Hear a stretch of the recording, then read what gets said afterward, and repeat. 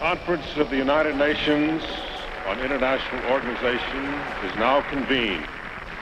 The United States and the Soviet Union are now among the chief artisans of the new international order.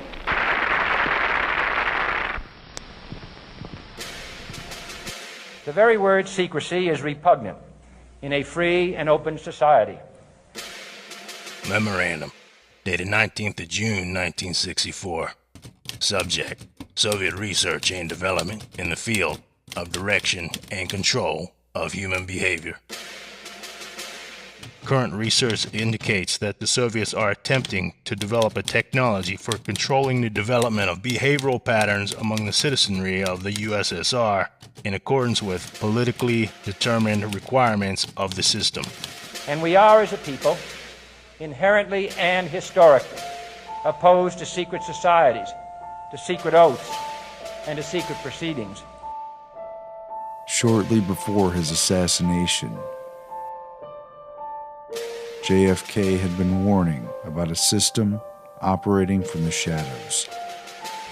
And there is very grave danger that an announced need for increased security will be seized upon by those anxious to expand its meaning to the very limits of official censorship and concealment. That I do not intend to permit to the extent that it's in my control. Repeating, President Kennedy has been shot by a would-be assassin in Dallas, Texas. Stay tuned to CBS News for further details. It takes more than an instant to make a real cup of coffee. Furthermore, the same technology can be applied to more sophisticated approaches to the coding of information for transmittal to the population targets in the battle for the minds of men. We must guard against the military-industrial complex. Now, in this experiment, this is the apparatus we use. Changes in behavior, changes in mental attitude. The transmitter changes the message into the signal. Did you ever consider what would have happened if any of these substances were given to, say, unwitting people? Research has become central, or by, or at the direction of the federal government. You know, up to now, I kept thinking that everything science did was good. Now I'm not so sure. We must also be alert to the equal and opposite danger that public policy could become the captive of a scientific, technological elite.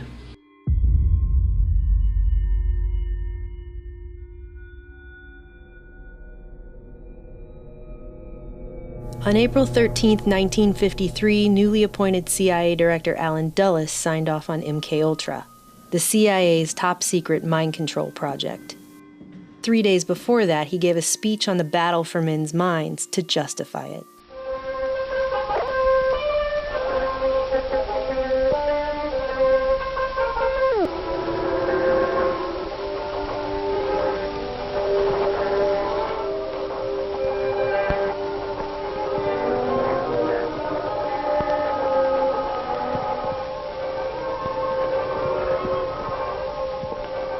For Dulles, it was a missive into a newly declared battle for the minds of men, and would come just weeks after he became CIA director, as a countermeasure to Soviet, quote, brainwashing.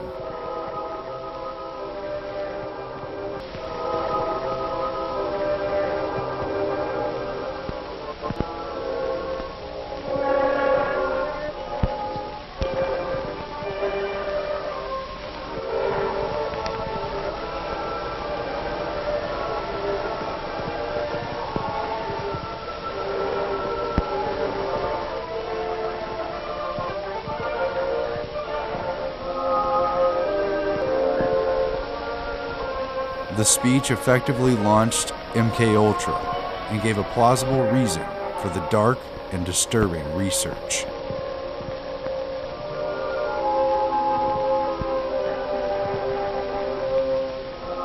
Dulles would sign the memo, creating the CIA's most notorious secret research project just 3 days later, and ironically only a few weeks after the death of Stalin, who had ruled Soviet Russia for 25 years with an iron fist.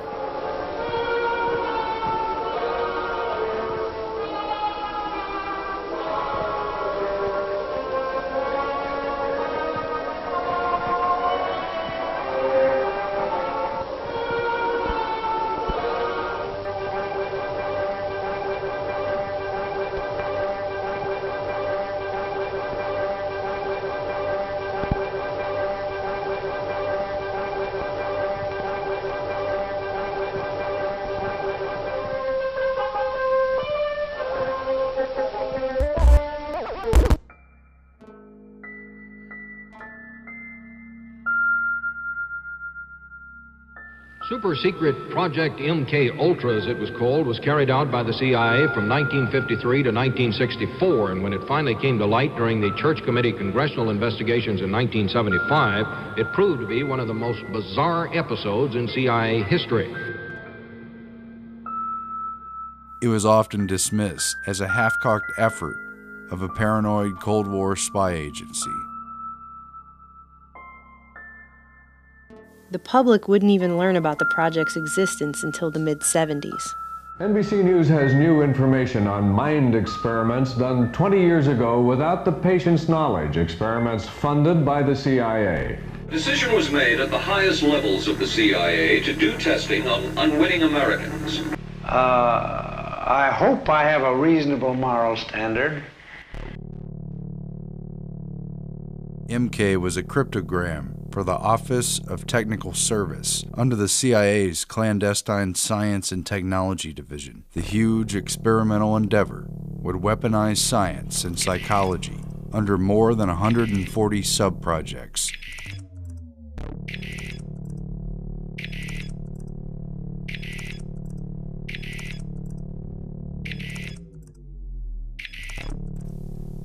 But it was really about controlling human beings, both individually and en masse, in every way researchers could dream of. The initiation of MK Ultra would weaponize the techniques explored by big science, which for many decades had been funded and promoted by the Rockefeller, Carnegie, and Ford foundations, while the general public remains largely ignorant of the sinister experiments taking place under taxpayer funding and behind closed doors. Soviet research on the pharmacological agents producing behavioral effects has consistently lagged about 5 years behind Western research. They have been interested in such research, however, and are now pursuing research on such chemicals as LSD-25, amphetamines, tranquilizers, hypnotics, and similar materials. Among other things, investigators found the CIA had been testing the drug LSD on unsuspecting humans. One man given the drug committed suicide. The committee was never... MK Ultra would mostly be remembered for its drug experiments. I'm going to give you this cup that contains lysergic acid 100 microgram. Will you drink it? That's acid.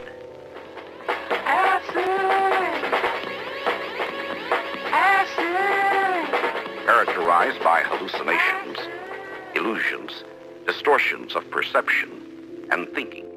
John Gittinger, recently retired chief psychologist for the CIA. We could disable a whole city by putting a very small amount in a water supply.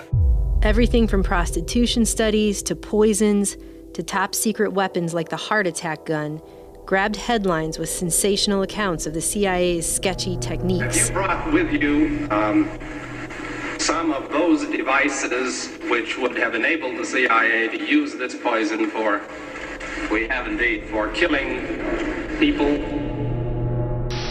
Good evening. The White House disclosed today that the CIA's drug testing program on unsuspecting Americans had been more extensive than the agency had admitted. CIA secretly funneled money through scores of research foundations, colleges, hospitals, and clinics including a $375,000 grant through the Geschichter Research Fund here in Washington. The complex and compartmentalized management of such a large project, through front groups and with the participation of countless agencies and institutions to carry out secret research, should be a testament to just how sophisticated and shadowy government science had become. Their names of doctors, their names of officials, their names of former and present CIA officials who were involved, names of hospitals, and depending on how you treat it, it could be sensational. Dr. Sidney Gottlieb, the man in the center, was the CIA's chief chemist and in charge of Project MK-Ultra. Gottlieb, chief of the Technical Services Staff Chemical Division who signed off on each MK-Ultra sub-project, was given complete immunity in exchange for his testimony before Congress. In a recent deposition, Gottlieb conceded the CIA was interested in retrograde amnesia, or blanking out a period of time in a person's memory. Ultra involved hundreds of different drugs and substances, hypnosis, narco-hypnosis, sleep and sensory deprivation, and other behavior modification therapies. This information indicates the CIA was interested in learning how to erase memory. They are former patients, part of a CIA-funded experiment, MK-Ultra. I've heard that it was the most brutal program under MK-Ultra. Like they had complete control over me. Tens of thousands of people across North America and the world were involved in these experiments. Drug testing on American citizens was more widespread than previously believed. They included experiments secretly involving hospitals testing drugs on terminal cancer patients and enlisting prisons to experiment on criminal sexual psychopaths. Military soldiers, civilians, inmates, hospital patients, and even children, without regard to consent. It is doubtful that any meaningful form of consent is involved in this case.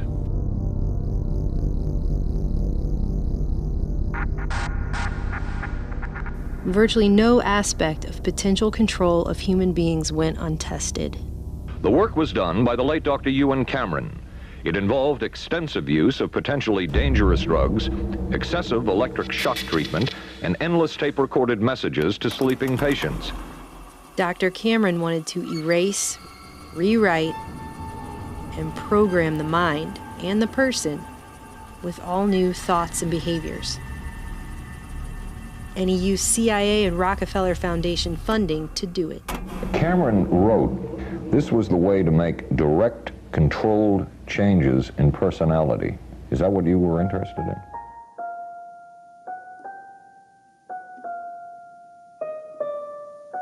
And it would say over and over again the actual words that the individual had said. And Dr. Cameron's idea apparently was that if somebody listened to this long enough, that it would represent some kind of a breakdown, and a breakdown in a psychotherapeutic sense. Some heard the same message 250,000 times. MK-Ultra itself had 149 sub-projects, at least that we know about. You see, in 1972, after President Nixon fired CIA Director Richard Helms, he ordered the destruction of all MK-Ultra documents. The committee was never able to determine the full scope of the program, since one-time CIA Director Richard Helms acknowledged that the program's records were destroyed in 1973 to avoid embarrassment. It's only due to a clerical error that 7 boxes of financial records were spared, which were later released via FOIA request in 1977. Because of this, the public will never fully know how far MK-Ultra truly went. As this 1952 CIA memo says, the aim is controlling an individual to the point where he will do our bidding against his will, and even against such fundamental laws of nature as self-preservation. The CIA files that were made public were referred to in testimony by participants in the project, such as Dr. Charles Geschichter and Dr. Robert Lashbrook, as, quote, boilerplates. Cover files that Dr. Geschichter noted were not worth the paper they were printed on. So while we'll never truly know the particulars of the MK-Ultra sub-projects, what we can gather from these so-called boilerplate cover files is bad enough. The CIA did have a great interest in amnesia. Subproject 23 tested the effects of certain drugs on the central nervous systems of terminally ill cancer patients. Subproject 87 talked about purification of extremely high-potency allergens with, quote, greater potentiality. Subproject 115 studied the mentally disturbed in their environment to gain further insight into influencing human behavior. Subproject 40 investigated the feasibility of aerosols to deliver various psychochemicals of interest to the CIA on non-psychotic humans. Subproject 128 tested a method of rapid hypnotic induction, while Subproject 138 involved body antennas, personal tagging, radiant energy measurement, and remote polygraphs. But the most promising means of mind control would be largely downplayed, both in the hearings and the media. Dr. McNulty says he finds it despicable for a democracy not to ask an institution if they want to be involved in such an activity. Perhaps, he added, the plus of a democracy is eventually we learn about everything. Not everything. At no time has the CIA engaged in any political activity or any intelligence activity that was not approved at the highest level.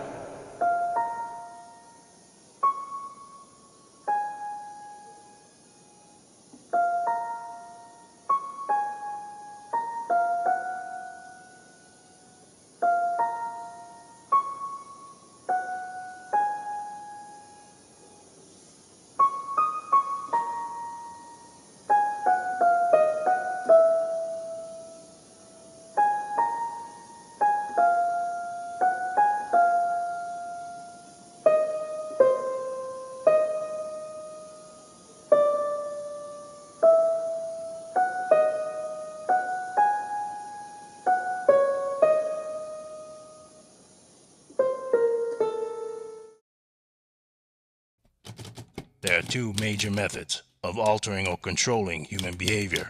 The first is psychological, the second, pharmacological. Neither method would be very effective for single individuals on a long-term basis.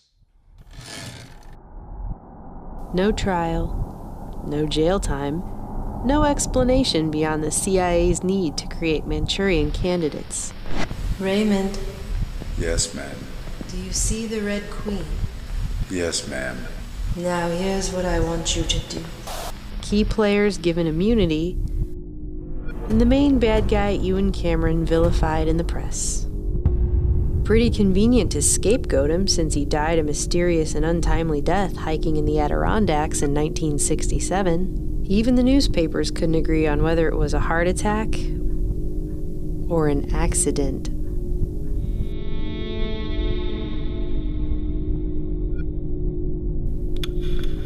No one knew that some of the men directly involved were the most well-respected and celebrated names published in leading scientific journals and defining the fields of psychology, psychiatry, and neurology. Men who simply went on treating patients as if nothing ever happened. And no one fully grasped that MKUltra was simply a dark hallway in a much larger labyrinth.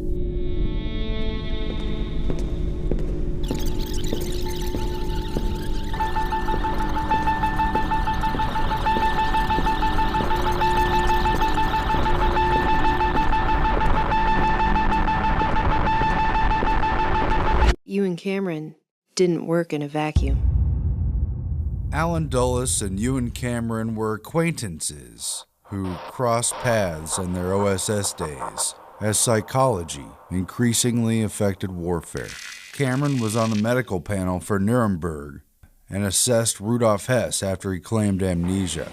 And that the only defect from which he is suffering is forgetfulness about what happened before he flew to England.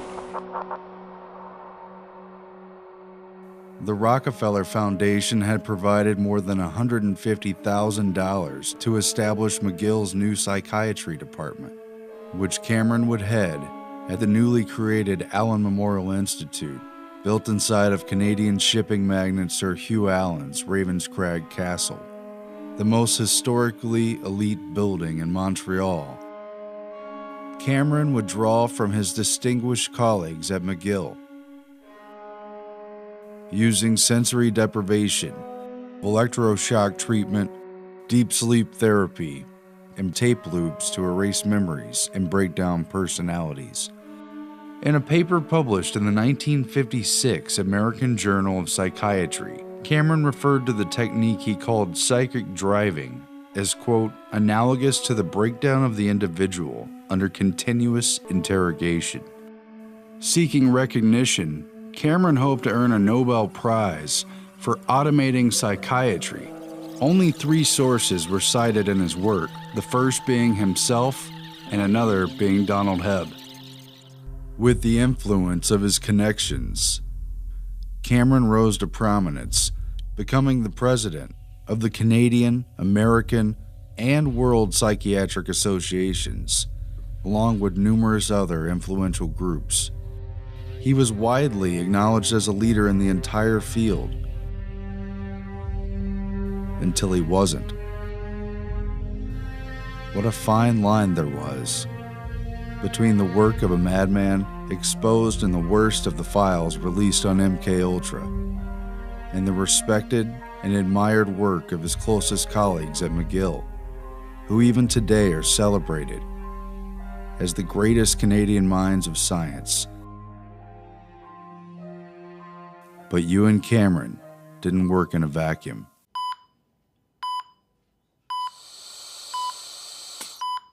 Stimulation at point 2, sensation in thumb and index finger, quivering, tingling. Point 3. I hear voices. It is late at night, around the carnival somewhere. 1934, Montreal, Canada, McGill University. Dr. Wilder Penfield had already mapped out much of the cerebral cortex by placing electrodes on the brains of his epileptic patients. Point 4. Some sort of traveling circus. I just saw lots of big wagons that they used to haul animals in. The Rockefeller Foundation spent more than $1.25 million to create McGill's Montreal Neurological Institute and recruited Penfield to head it after ruling out basing his controversial research in New York. The medical ethics differed slightly in Canada, and reforms of the 1930s emphasized the character and reputation of doctors over any legal burden on their conduct. To satisfy this, Dr. Penfield conducted, quote, treatments of last resort on only the most serious of epileptic patients. During my life as a brain surgeon, it has been necessary to operate on a good many men and women, a good many hundreds, and to expose the brain under local anesthesia with the patient conscious. While simultaneously undergoing a study of the brain to make the price of open brain surgery worth it. If I stimulate again, a little lower down. That pencil-like instrument in his hand is an electrode. Each time he applies it to the patient's brain, a weak electric current stimulates that part of the brain. Point 7. Movement of the tongue. Point 8. Yes, I heard voices down along the river somewhere. A man's voice and a woman's voice calling. Nearly 2 decades earlier, Wilder Penfield had become Sir Sherrington's most distinguished pupil. Penfield trained at Oxford under a Rhodes Scholarship, who were known for recruiting top American students to become elite agents of global influence in their fields. It was Sherrington who introduced Penfield to neurology, and Penfield dedicated all his books to his mentor. Real legacy stuff. Point 11. I think I saw the river. One I was visiting when I was a child. This was experience from his earlier life. It has faded from his recollective memory. He claims in this way that he avoided outright experimentation. These are not experiments. Though few other labels could truthfully be put on his probings. Is it true that one does not feel pain in the brain itself? No, it doesn't hurt to stimulate the brain. Ready, on. I had a dream I wasn't here. I hear people coming in. I hear music now. An old song I heard on the radio. A funny little piece. These reenactments contained both visual and auditory elements in them. This was an incident of childhood which she could never have recalled without the aid of the stimulating electrode. You'll see how it evokes a body movement or a sensation. Ready? On. Buddy, did you feel anything? Yes, I did. What? I felt that my hand was numb. Electrical stimulation was carried out at 60 cycles, 2 millisecond pulses at 2 volts. Point 27. It is winter, and the wind is blowing outside, and I'm waiting for a train. Now, if I stimulate again, further forward. Ready? On. Neil. Left hand is shaking. Left wrist is twitching. Left wrist is twitching. He's awake through all this? He's awake through it all. Left wrist is twitching. He can tell the surgeon things that will be helpful to the surgeon in terms of this brain mapping. That's why he's kept awake. That's why he's kept awake. In that process, we have stumbled quite accidentally on the fact that there is recorded in the nerve cells of the human brain a complete record of the stream of consciousness. And Penfield identified their association with areas of the brain for motor movements, for speech, for memory, and other complex brain functions. I seemed to hear little voices then, the voices of people calling from building to building somewhere. I do not know where it is, but it's very familiar. They seem to be run-down buildings. He even found parts of the brain that stimulated auditory and visual hallucinations, and where dreams were stored, or at least stirred from. Dream is starting. There are a lot of people in the living room. One of them is my mother.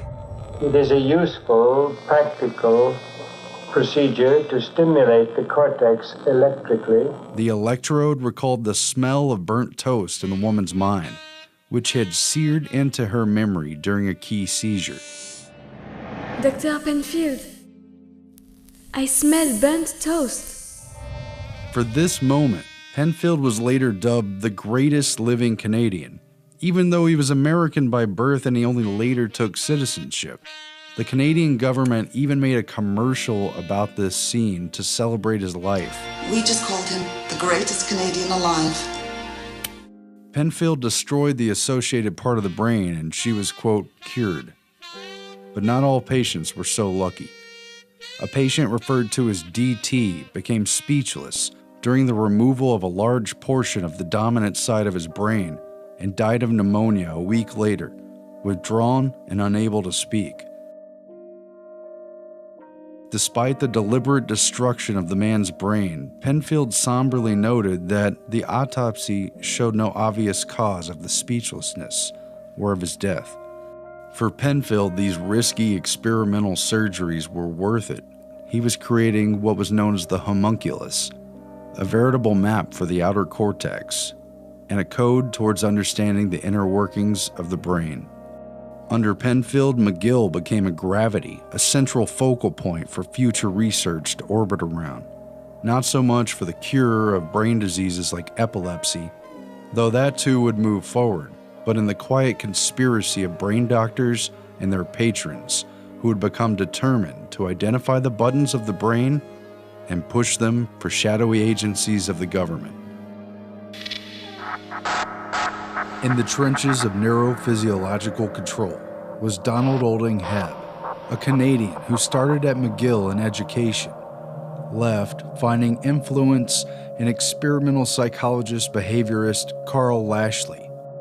Hebb returned to McGill in 1937 under a Rockefeller Fellowship to work with Dr. Penfield.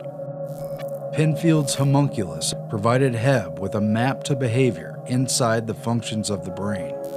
By the time he published his seminal 1949 work, The Organization of Behavior, he'd spent more than a decade and a half studying learning. Learning in the neurological sense of actions in the brain, and learning in the sense of conditioned behavior. The brain, a pulpy mass of cells and fibers. Bonding, imprinting, and early experiences had a huge influence in the development of personality and could be used to predict future behavior as well. We have to learn through our own past behavior the significance of the impressions our sense organs bring to us. And if it were true in primates and other higher animals, it may also be true in humans. Donald Hebb was placed at the head of McGill's psychology department. The work at McGill provided a new blueprint for conquerors of the mind to follow, and the military and national security agencies wasted no time in seizing upon its dark potential. In June 1951, a clandestine meeting on MKUltra precursor projects Bluebird and Artichoke was convened at the Ritz-Carlton Hotel in Montreal to coordinate what else? Mind control research. Professor Donald Hebb, who had been secretly placed at the head of behavioral research for Canada's Defense Research Board, was a key participant, along with 2 Americans identified in meeting notes simply as CIA. Dr. Hebb provided an approach to the military application of confessions, interrogations, and the use of psychological coercion to change one's beliefs and values that was based around sensory deprivation, the simplest path to intervention in an individual mind. Hebb proposed that, quote, cutting off all sensory stimulation, the individual could be led into a situation whereby ideas, etc. might be implanted, that a mind plucked from reality through shutting off the senses could be easily softened, remolded, or even shattered. The psychological aspects of behavior control would include not only conditioning by repetition and training, but such things as hypnosis, deprivation, isolation, manipulation of guilt feelings, subtle or overt threats, social pressure, and so on. Tests are being conducted in Canada. He quickly received ample funding from the Canadian government, a CIA front group, and foundations like the Rockefeller and Ford Foundations to test out his sensory deprivation theories on graduate student volunteers at McGill. Looks to me like he's been in an accident. No, this is an experiment that took place at McGill University. Students volunteered to participate in this study of human behavior under extreme and prolonged monotony. They were isolated and immobilized in a small lit cubicle, their arms placed in large cardboard tubes up to the fingertips, with light-diffusing goggles placed over their eyes. The little rooms were soundproof except for constant white noise generated by a small air conditioner. These conditions continued 24 hours a day, even at mealtimes. It didn't take long for the subjects in Hebb's black box to break down. With Hebb writing of one man, the subject's very identity had begun to disintegrate. The extreme sensory deprivation of Hebb's experiment proved blatantly devastating. Few of the volunteers could take it for more than 2 or 3 days. It was impossible for most of these students to take it for more than 24 or 48 hours. At least 4 participants in Hebb's experiment openly referred to it as torture. The monotony from a lack of sensory stimulation amounted to much more than mere boredom. It unveiled a mind that lost complete touch with reality when it fell out of contact with it. The psychologist D.O. Hebb and his associates who conducted these experiments found that deprived of ordinary, everyday sensory experiences, the subjects began to lose touch with reality. Dr. Hebb discovered a clear threshold at which a man's mind, any mind, would break down within a matter of days. Many participants hallucinated within just 48 hours. Those who stuck it out began to see things, hear things. Some felt their heads had become disconnected from their body. Others felt they had 2 bodies. One claimed he saw purposeful squirrels marching with sacks over their shoulders, while another claimed he'd been attacked by pellets fired from a miniature rocket ship. Hebb and his researchers concluded a changing sensory environment seems essential for human beings, noting that without it, a major breakdown in thought processes akin to a psychotic break could be quickly achieved in just a few simple, inexpensive steps. They had also discovered that a total lack of sensory stimuli made a person highly suggestible, with long-lasting effects. Not only were Hebb and his team able to make their subjects believe in ghosts, poltergeists, and outlandish stories after spending time in sensory deprivation isolation. But even weeks later, many of them retain their fear of the paranormal, often in spite of their previous beliefs. The implications for brainwashing, indoctrination, and re-education were staggering. Although the Canadian government and intelligence agencies had classified Hebb's work, it leaked out through stories from the volunteers, raising questions in Congress in the mid-50s. National Institutes of Health Director Robert Felix testified at a hearing that if you deprive someone of their senses for long enough, they will become totally disoriented in time and space and in their entire thought process. Without external stimuli, one is left in a closed circuit. Thoughts will go round and round and round in an endless loop. When the information is fed back in, and it's the only information available, what else could be the result? But that even nonsense would be a logical conclusion. When isolation is used as a weapon, Dr. Felix made clear,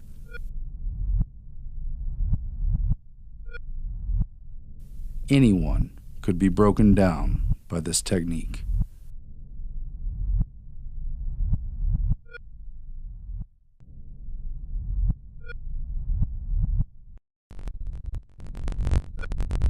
In the coming years, Hebb and Pinfield were surrounded by MKUltra research at the epicenter of McGill neuroscience. The two trained numerous acolytes who would spread their influence in the field across the globe. One of them was Dr. Maitland Baldwin, a protege of Hebb and Pinfield's who also studied removal of the brain at McGill. Baldwin was known for his bizarre monkey experimentation, which involved giving LSD to monkeys after surgically removing portions of their brains. He also transplanted the head of one monkey onto the body of another, that kind of stuff. He not only continued Hebb's sensory deprivation experiments, but pushed them much, much farther, although he admitted that anything beyond 2 days would likely cause irreparable psychological damage, something Baldwin discovered while at the National Institute of Mental Health, when he placed an Army volunteer in a specially designed box and witnessed the man break down into heart-rending sobs before kicking his way out after just 40 hours. Baldwin felt certain that the cruel yet simple technique of sensory deprivation could break anybody. Regardless, authors Alfred McCoy, John Marks, and others have reported that Baldwin was quite willing to do terminal-type experiments in this area if the CIA would provide him with expendable subjects. History claims it was actually the CIA who declared Baldwin's proposal as immoral and inhumane. I hope I have a reasonable moral standard. Stopping it before he could begin, so he went ahead with monkeys instead. The results of his research remain classified to this day. Hebb had refused to go further in the interrogation experiments, and his funding was cut a year later. Hebb wrote to the Canadian Defense Board, expressing his frustration at doing the thankless work for the CIA while his research was suppressed and not allowed to be published. While the CIA turned to Hebb's colleague at McGill, Ewan Cameron, to continue the experimentation that Hebb had begun. Author Alfred McCoy claims that a lawsuit forced the Canadian government to admit Hebb's close ties with the CIA, including a 1963 briefing that coincided with the release of the agency's Kubark Manual, the counterintelligence interrogation and psychological torture manual based largely on Hebb's findings, in addition to granting Hebb a special CIA security clearance in 1964. Ultimately, Hebb, a respected university figure, was willing to go only so far with his debilitating research.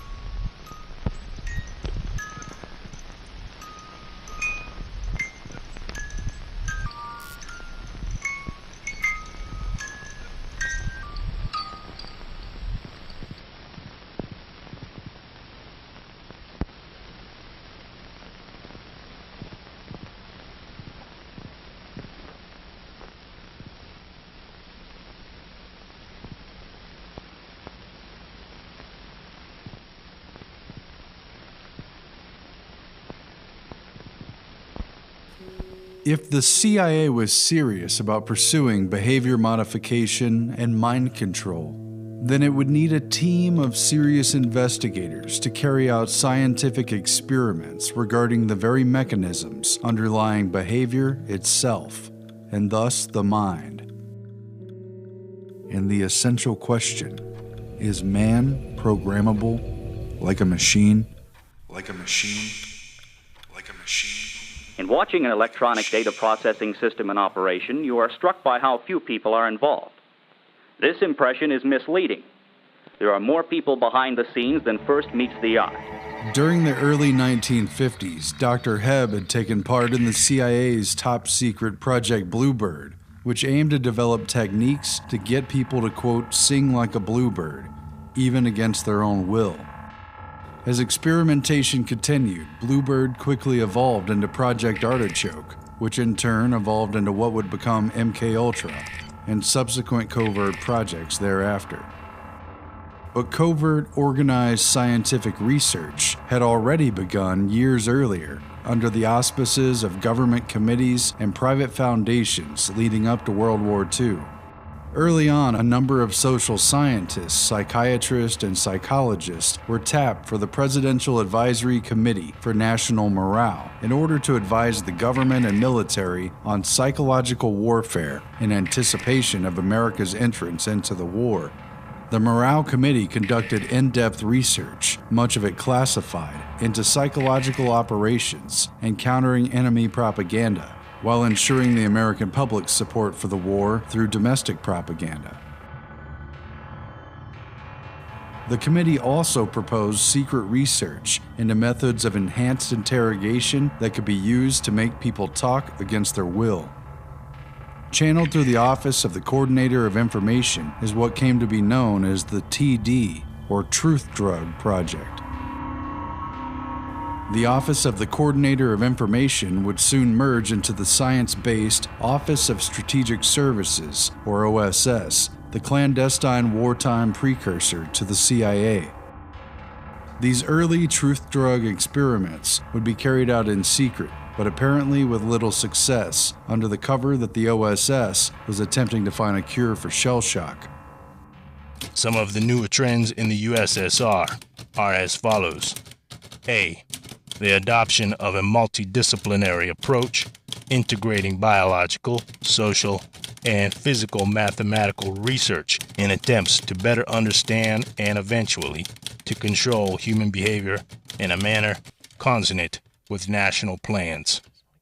But the computer continuously and instantly solves the problem and sends the answer to the guns as train and elevation orders. In May 1942, just a few weeks before the OSS was officially created, a small invitation-only meeting was held on, quote, cerebral inhibition that would change everything. It centered around two topics, hypnosis and the conditioned reflex. The Josiah Macy Jr. Foundation, a private philanthropy tied to the Rockefeller oil empire and later outed as a CIA front during the MK Ultra revelations in the 1970s, would host the meeting. Macy's Foundation president and neurologist Frank Fremont Smith, well connected to an inner core of elite scientific operatives, brought together a cross-disciplinary panel of ranking academics deeply meshed within both the scientific agenda of the major private foundations and the wartime intelligence effort to weaponize science in light of technological advances. Off the record, these people would discuss what could be done about the problem. Chairman Warren S. McCullough, a neurophysiologist at the University of Illinois' Neuropsychiatric Institute, who fancied himself an investigative philosopher of the nervous system in relation to human consciousness. Special stress is laid on a competent neurological examination. His cybernetic quest to understand the brain-mind problem would come to be known as second-order cybernetics. Anthropologist Margaret Mead and her husband, social scientist Gregory Bateson, members of the Morale Committee, who would quickly become OSS agents, using foundation and military grants to study cultures at a distance, break down psychology of groups, and design black propaganda. And their upstairs neighbor, Macy's Vice President Lawrence K. Frank, who directed the Rockefeller Foundation Child Development Program and influenced behaviorist changes in public schools that would lead to the federal Head Start program. Physiologist Arturo Rosenbluth of Mexico City, who studied homeostasis and biological organisms under frequent Macy's Foundation collaborator Walter B. Cannon. Rosenbluth's work with math prodigy Norbert Wiener was now on the verge of a breakthrough that would alter our society forever. And psychoanalyst Lawrence Kuby, another member of the Morale Committee who would carry out unethical truth drug research for the OSS alongside future MKUltra contractor George Hunter White. This man worked on some of these programs. He would write of his work, "It was fun, fun, fun." Kuby would later reflect on his experiments on prisoners with White, writing, "I look back fondly on those days. What great fun we had." Trained in psychiatry and later as an experimental neuropathologist at the elite Rockefeller Institute for Medical Research, Kuby studied under Penfield's mentor, Sir Sherrington at Oxford, where he developed a significant theory that neuroses escalate due to excitation waves that build up tension by cycling through closed loops in the nervous system. The leading topic at the 1942 Macy's Conference was the covert use of hypnosis, presented by FBI asset Milton H. Erickson, a pioneer of implanted hypnotic suggestion, who would later contract with both the OSS and CIA. I understand you've never been hypnotized. No. Close your eyes. Take a deep breath. Let it seem to you as if many minutes had passed. And you're beginning to learn to go into a trance. That's right. That's right. I want you to go deeper and deeper into the trance. Though there are no published records from this meeting, psychologist Lawrence Kuby, a key member of the Macy's Conference, wrote about their work together in his 1939 paper on experimental neurosis in man, where he explains how Erickson is able to implant false memories and hypnotic commands into subjects who later display the fearful symptoms of neurosis. Kuby describes how, quote, psychotic emotional storms could be triggered on command by hypnotic cues. And you do not know the answer to that question consciously. And an OSS plot to send coded messages through hypnotized couriers. You can ask a subject to develop an amnesia for certain experiences, or certain classes of experiences, for certain attitudes, for certain learnings. Because in the hypnotic trance, then you need merely to direct the ideas to which the subject is to respond. Your unconscious mind can forget about it, you know. All you have to do is let things happen. Hypnosis rolled over into the group's second presentation on the conditioned reflex, presented by psychologist Howard Liddell, who established Cornell University's Behavior Farm Laboratory, where irrational stimulus and response patterns were found to trigger artificial neurosis in sheep and other animals. A devotee of Russian physiologist Ivan Pavlov, Howard Liddell used the techniques of conditioned response that Pavlov had developed.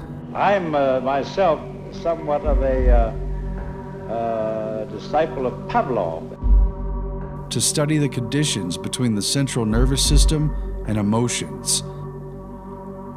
These experiments proved that motivations like hunger could be exploited, and the psychological response to stimulus, whether pain, fear, or reward, could be gamed to create experimentally induced neuroses,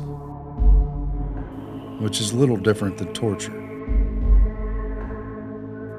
Like other Macy's attendees, Liddell had been recruited by the National Research Council, which had, with Macy's Foundation funding, formed a number of emergency committees, including a division of anthropology and psychology. It was in this spirit of marrying science and research to efforts in espionage that the meeting commenced. entangled in the secrecy and urgency of the war. If you are working in a defense-related area, your plant must be a strong island of vigilance amid the potential security threats on every spot in our nation's defense against the spy. But the most important conversation happened in the lunchroom when Arturo Rosenbluth told the other attendees about his work with math genius Norbert Wiener on so-called teleology and goal-seeking devices. As it turned out, the behavior of organisms and machines could be neatly and simply modeled around the feedback loop. Margaret Mead was so riveted that she chipped a tooth, though she didn't realize it until later. She said, recalling the meeting, it was 1942. When you really had the design of what needed to be done. Its members dispersed to tend to their roles of wartime scientific research, but the Macy's group would not end there. 10 more Macy's conferences were planned on what the group informally called the Man-Machine Project, a new science of control based largely on Norbert Wiener's work. During the First World War, Norbert Wiener studied artillery fire as a soldier and math expert with what was then primitive equipment. 1 to 4 bursts move along the course of your plane, keeping pace with you as the fire control instruments supply predicted firing data constantly. The target sighted, direction, angular height, and altitude readings are taken at several points along its course. By World War II, Norbert Wiener had automated anti-aircraft artillery fire, along with his partner, electrical engineer Julian Bigelow. The anti-aircraft gunner cannot rely on dead reckoning. His leading must be a careful mathematical calculation. It was one of the outstanding achievements of the war, improving accuracy to a science. Whether tracked by optical sight or by radar, the information is fed by electric cable to a director. And we now have the basic elements of a differential. This mechanical quiz kit digests the data and automatically computes the right lead. The other 2 parts then are inputs. The sum is 6 inches. It used automatic tracking systems that would make decisions or adjustments based on the feedback of changes in course, speed, or wind. So they will fire not at where the target is now, but at where it will be. It was all negative feedback, really. The calculus of the space of what hadn't quite happened yet, like a duck hunter. Wiener's goal-seeking machines would lead the target and time the intersection of the bird and the shot. The potential maneuvers are weighed and considered, then done or not done, like an arm extended to reach for a glass, moving exactly the distance needed in order to grasp it.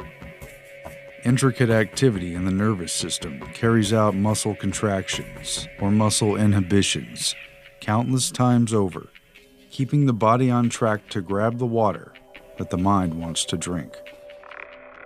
What if the brain worked like a computer? If so, could it be decoded and reprogrammed?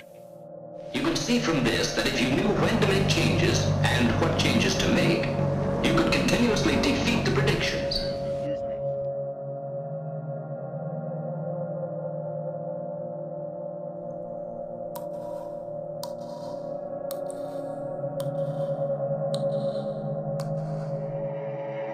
This rotund and notoriously absent-minded genius had constructed a formula for what he termed cybernetics, a phrase he had coined out of the Greek word kybernetes, or steersman. His 1948 book, underwritten by the Rockefeller Foundation and written primarily for trained scientists, summed up cybernetics as control and communication in the animal and the machine. Its popularity triggered the 1950 follow-up, The Human Use of Human Beings, Cybernetics and Society. Dropping the heavy math, it outlined a whole new era. Our first assignment was communication, maintaining the nerve system of the arsenal of democracy. Communication.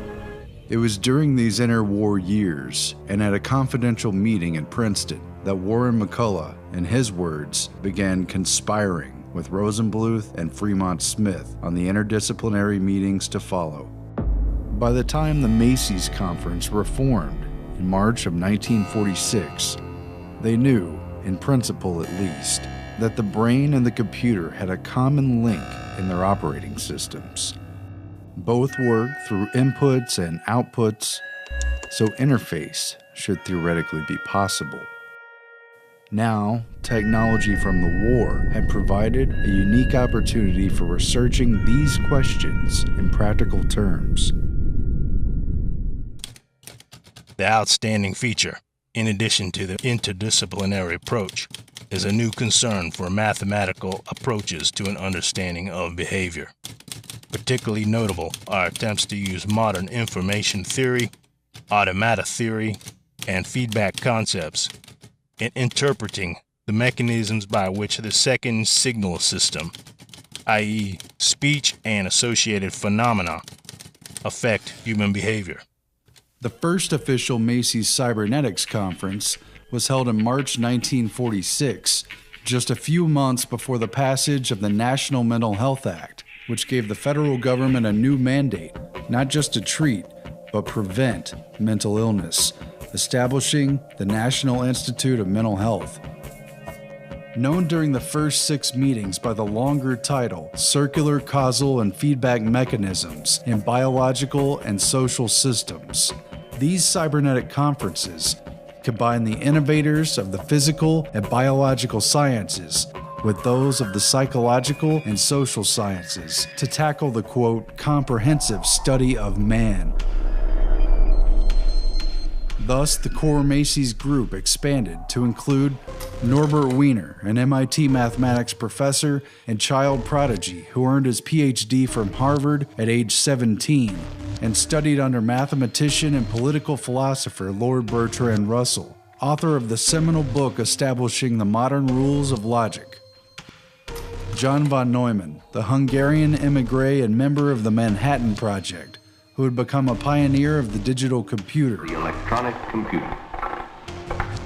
and who used game theory to analyze Cold War strategic thinking. MIT mathematician Walter Pitts, Mathematics has been called the one universal language of mankind. who was self-taught in logic and co-authored several key papers on brain modeling with Warren McCullough. Raphael Lorente Deneau of the Rockefeller Institute of Medical Research, who had obsessively chronicled the action potentials of neurons and noted their compatibility with electronic and digital systems. German émigré and Gestalt psychologist Heinrich Kluwer, who studied visual perception, hallucinations, and mescaline as an experimental physiological psychologist, and was best known for Kluver-Bucy syndrome, a cognitive impairment triggered by surgically created brain lesions. German refugee and Gestalt psychologist Kurt Lewin, an OSS agent and director of MIT's Center for Group Dynamics, who was closely associated with the Frankfurt School and Tavistock Institute. Editor of the Macy's Conferences, second-order cybernetician Heinz von Forester ran the Pentagon-funded Biological Computer Laboratory at the University of Illinois. Born in Vienna and part of the infamous Vienna Circle, von Forester studied physics and conducted radar experiments for the Nazis and subsequently the Allied occupation. McCullough arranged for his academic position, permanent stay, and invitation to the Macy's Conference in 1949 after reading his work on the molecular basis of memory as a function of quantum mechanics. Along with these key participants were about a dozen other core members, as well as a handful of invited guests drawn from key positions of expertise. Macy's guests included OSS and CIA asset psychiatrist Harold Abramson, who worked on top-secret chemical warfare projects at Fort Detrick, some of which were co-sponsored by the Macy's Foundation itself, and who would run multiple MKUltra projects involving LSD experimentation. Dr. Abramson is also known for introducing LSD to many of the Macy's conference attendees, including Macy's president Frank Fremont Smith and Gregory Bateson. That's acid. The attendees gathered together for 2 days at the Beekman Hotel, today a white-glove luxury condominium on the Upper East Side of Manhattan. The posh neighborhood may have seemed like an unlikely location, but not only was it next door to the Macy's Foundation, it was also just a few blocks away from the Council on Foreign Relations, which Allen Dulles had led for decades, and from the Rockefeller Institute for Medical Research and Cornell Medical College, where Project MKUltra research funds were channeled into the Human Ecology Fund. Rather than be based out of Washington, D.C., the wartime OSS operated out of its headquarters in room 3603 of Rockefeller Center, working side by side with Britain's MI6 and in the same building as the Rockefeller Foundation. This machine has stored program, and that is the thing which makes the computer revolution possible. John von Neumann took the stage to update everyone on the progress of the digital computer during the war. The immense strides in computer technology that were spurred by von Neumann's work. It was now ready for the next stage of exploitation. The system calls for the key to be either up or down. The code calls for a dot or a dash. Norbert Wiener's cybernetic concept held the key as to what they should do with the digital computers they had developed. The method and the signal are such that they must be fed to the transmitter in a series of positive decisions. It fused together the working principles of the biological organism, looping systems that maintained equilibrium. Its maintenance is automatic and seeks to balance any disturbances. Wiener, Rosenbluth, and Bigelow presented the ideas of their paper, Behavior, Teleology, and Purpose. It was written in 1943, but couldn't be published until 1947 due to secrecy. They had a universal mechanism to create goal-seeking behavior that made machines and even people basically programmable. On the influence of a feedback system, Wiener stated, "The existing natural reflexes are essentially part of the same mechanism that can inform all purposeful activity in automata.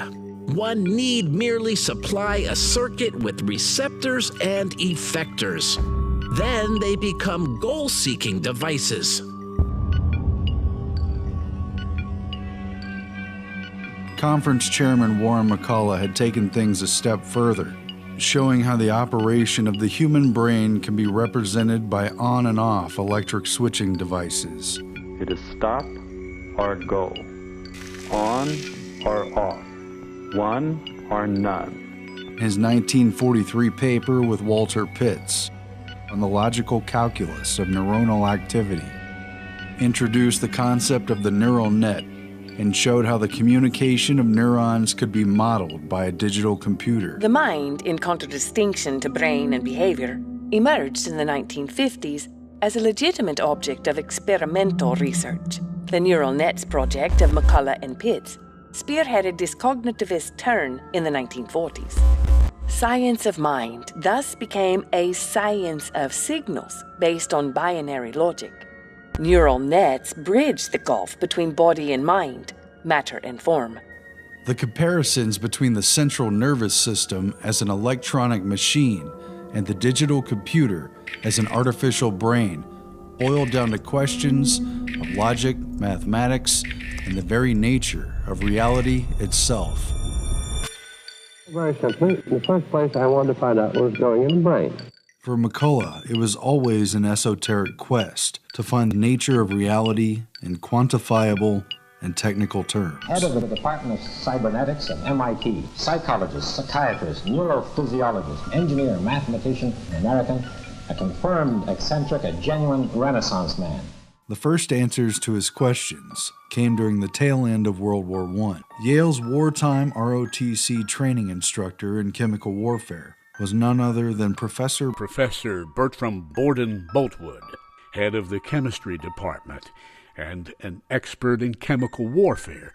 Boltwood, who'd come from a wealthy family of skull and bones initiates, was on the front lines of discovering the inner world of the atom, and the first to discover evidence of radioactive decay of uranium in lead. A chosen initiate, Professor Boltwood invited young McCullough to his home to discuss the hidden history of science from its mysterious beginnings. It was just before the Great War ended that he invited me to his home for an uninterrupted talk. He complained to me of his increasing forgetfulness and asked me to spend one evening, 5 p.m. to 5 a.m., with him to illuminate the larger picture. He grabbed me by the hands and intently revealed to me the hidden history of science from its mysterious beginnings. Knowledge was passed down through the centuries and closely guarded by the initiates. Between ancient Egypt, Mesopotamia, the Phoenicians, Babylonia, and beyond. All shared the mysterious keys to governing early civilizations. Cybernetic at heart, these inherited secrets fueled the minds of the ancient philosophers and mathematicians. And thereafter, priest classes, secret societies, and elite organizations of learned men. After summing up this history of scientific progress, he paused. The room went silent. And he said, if you want to get behind the fake explanation of how our world comes to be as it is, then you must find the facts for yourself and accept nothing in addition but logic and mathematics. In an interview years later with counterculture icon Stuart Brand, Margaret Mead and Gregory Bateson admitted that McCullough constructed the meetings around a, quote, grand design, shaping who would speak and in what order over a 5-year period. When Brand asked Bateson what McCullough's grand strategy was, Bateson simply replied, "Who knows?" What was the common code between the communication of the nervous system and the computer's binary processing language? They wanted to show the effect of the physical world on the mind in statistical terms with data. Input, output. Eventually, all the entities will sync to the dominant, whichever is making the most accurate and reliable long-term decisions, whoever is setting the pace and the trends, which could carry out any number of simultaneous calculations and feed back into the mental loop.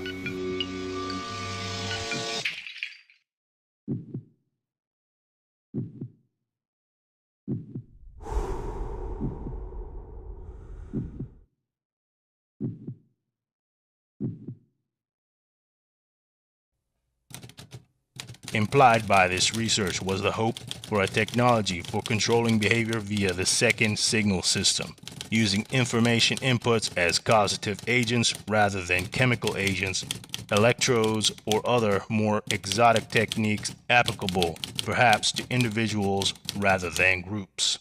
See, this new trend, observed in the early post-Stalin period, continues.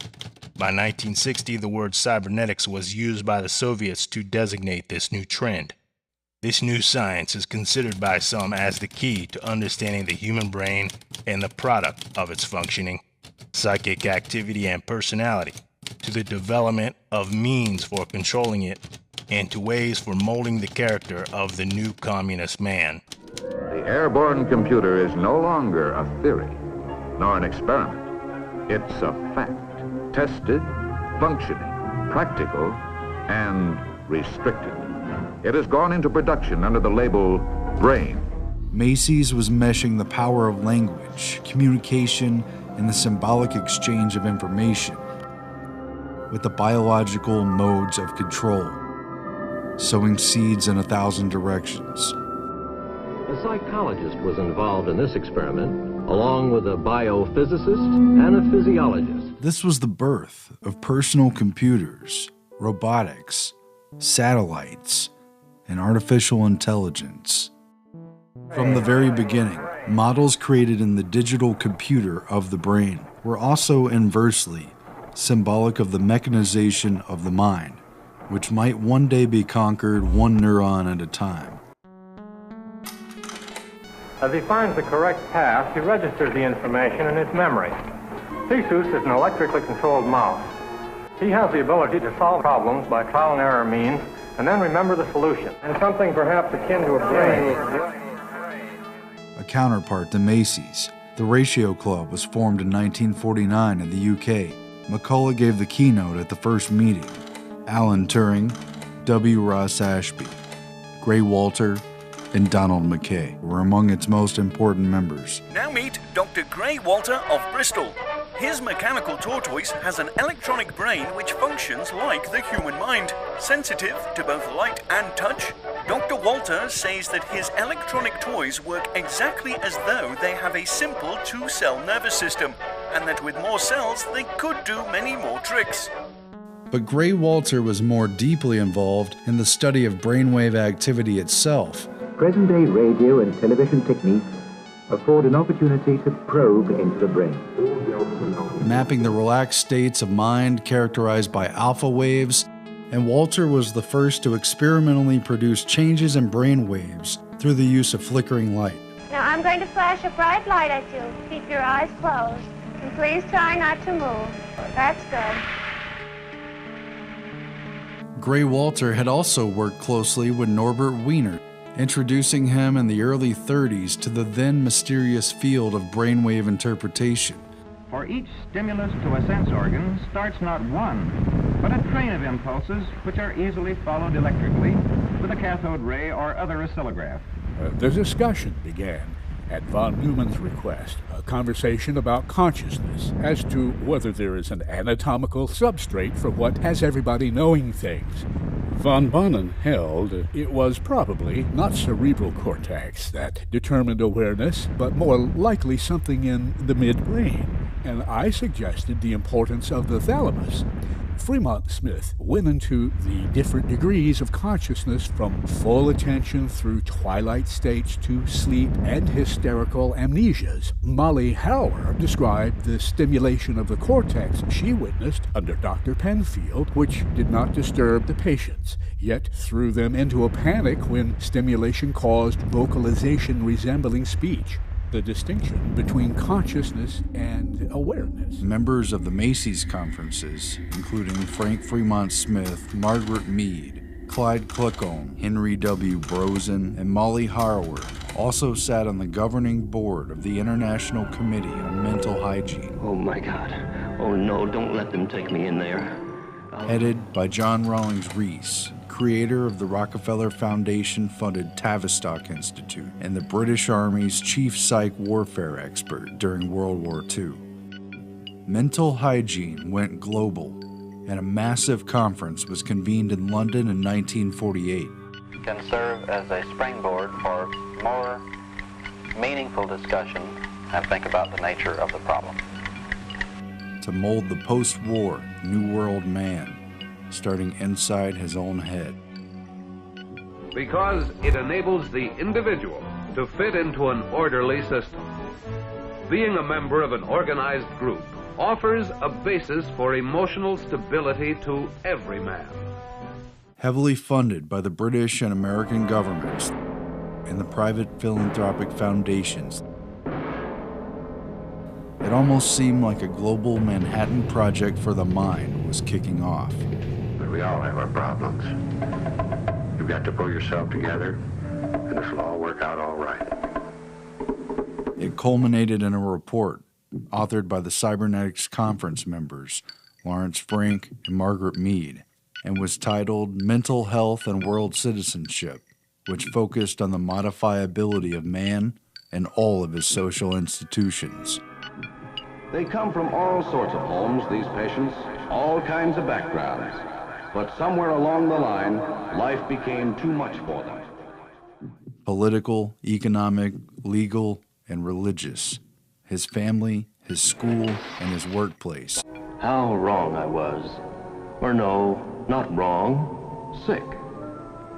And now that I'm well again, I can't help feeling just a little sad, the way you always do. In order to influence and change the world's behavior, one human being at a time. It stated, quote, "The sciences of man offer the hope of a new approach to the problem of war and a world community, and it is the ultimate goal of mental health to help men to live with their fellows in one world, so that men can live together in peace with each other. Reinforce shock treatment. Help Fred to draw away from his feelings of antagonism and suspicion and move closer to reality. Because of this, they determined, quote, the goal of mental health has been enlarged from a concern about the development of healthy personalities to the larger task of creating a healthy society.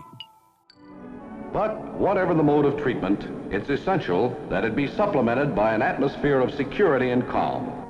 The effective hospital must always serve as a refuge for its patients, a place where they can live quietly during that period of reorientation in which they learn how to achieve a better adjustment to the world outside.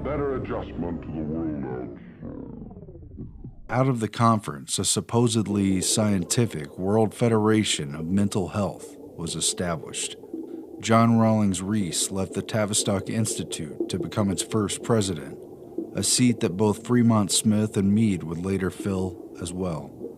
The group's motto, borrowed from the UNESCO Constitution, was, quote, since wars begin in the minds of men, it is in the minds of men that the defenses of peace must be constructed.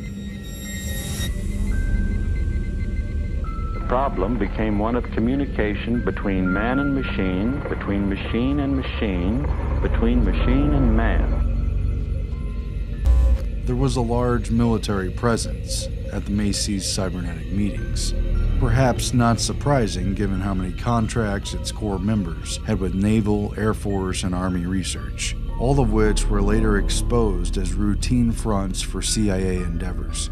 These meetings bring together field representatives, simulation data people with their background of environmental information, and military personnel, the ultimate users of the programs. The Office of Naval Research had its own branch for investigating physiological psychology, basically another name for cybernetics. Man, which we have put in between two already known machines. Man is a predictor and says, I shall continue to do whatever my last solution predicted will be right, so long as no detectable difference arises. I'm very curious to know just how far we can push this human operator. Would you please describe? In which part of the brain should they screw the spark plug? So we have the human operator surrounded on both sides by very precisely known mechanisms, and the question comes up, what kind of a machine have we placed in the middle? What kind of a machine is man? The needs that power the human machine, that influence human behavior. Let's take a man. Any man. Man, the maker. Tools would give him control over his own world, organization, and extension, using strategy for dominance and survival. You see, in the chain, the end man sends a message and then he has nothing else to do.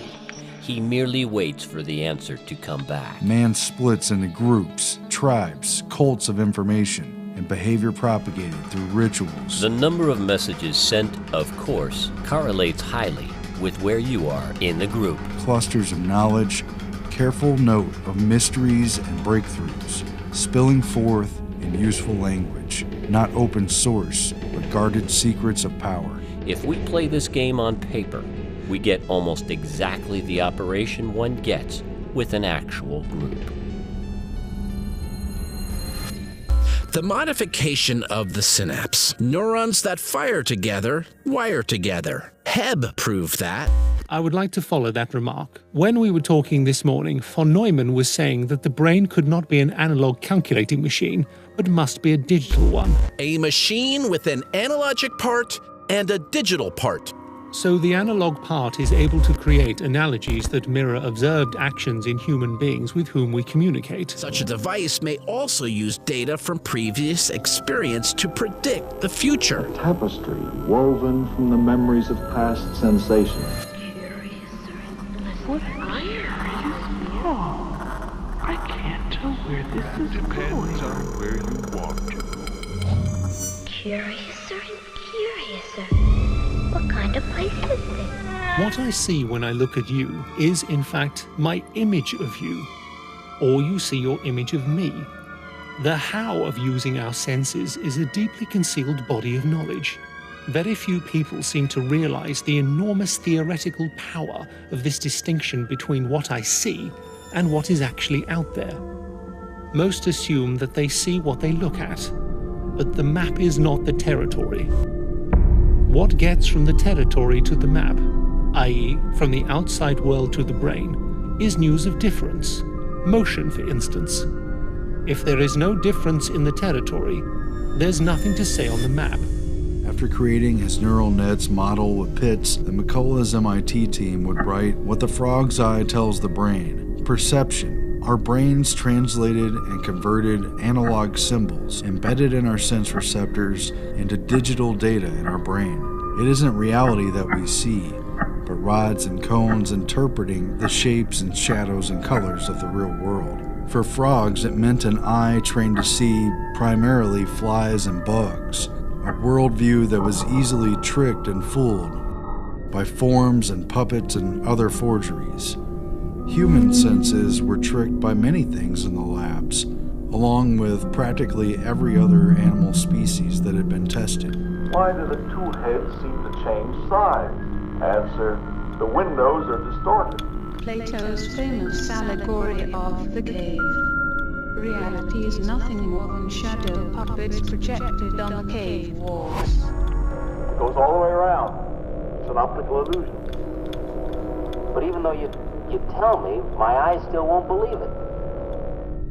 When you run circles around the military's technologically driven future, the nerves of the Army and Navy and Air Force, the communication networks of signals and intercepts of planes, tanks, boats, missiles, and torpedoes, when you run circles around the whole of human society and its various cycles of influence and modification, and when you run circles around the individual, circles around the problem of the machine and man himself. And once you go around and around the problem of feedback and the cycles of behavior, the responses of Pavlovian conditioning, perception, and reality, in the end, the whole of man can be controlled through his dependence on his environment.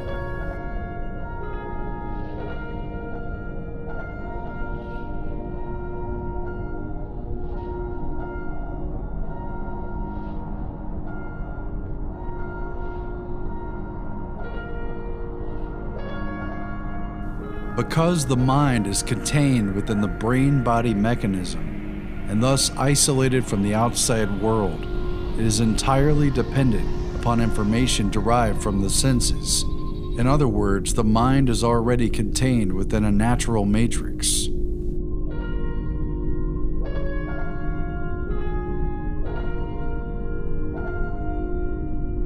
Focused on communication, their main purpose of indicating to what extent science suffers from the babble of its many tongues, and hence how necessary it is for us to learn to speak again to one another.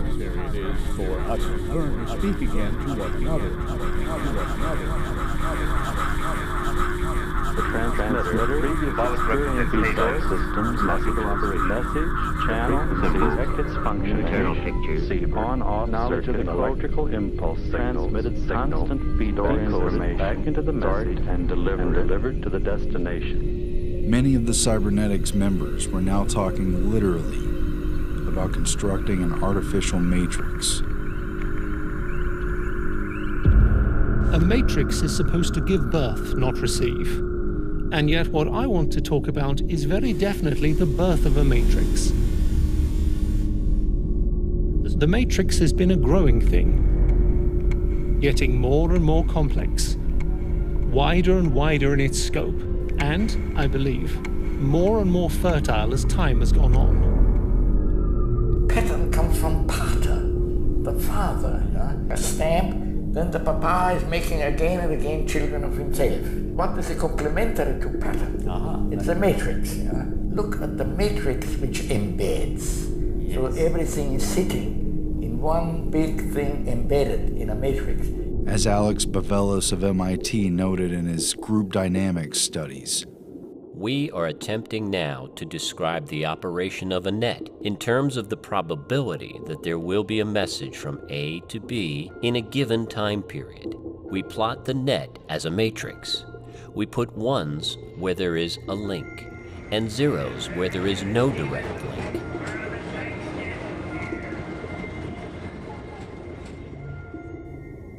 At stake was the unveiling of an entirely new paradigm, one which encompassed a holistic view of control that could potentially govern the world and the mind.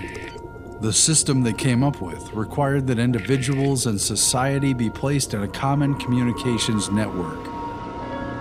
The eye of the beholder sees a strange new technology. It all centered around man-computer symbiosis. Things are going to be considerably better for a lot of people when and if we ever get changed over to an essentially electronic base. As this network evolved, the internet developed into an artificial nervous system. Like other Macy's attendees, J.C.R. Licklider had been activated by wartime research. His experiments in modeling the human brain with psychoacoustic factors at Harvard overlapped with secretive contract work that revolved around how the human nervous system reacted to electronic stimuli. Behavior tied to appetite was couched in the same terms as that for self-steering torpedoes and self-training guns. Like so many computers, machines, and other controllable factors, man could be placed in a technical loop and his behavior modified. Yes, I see. Do go on. A psychologist and computer scientist, Licklider embodied the connection between cybernetics and Cold War air defense, which was largely based out of Boston and MIT.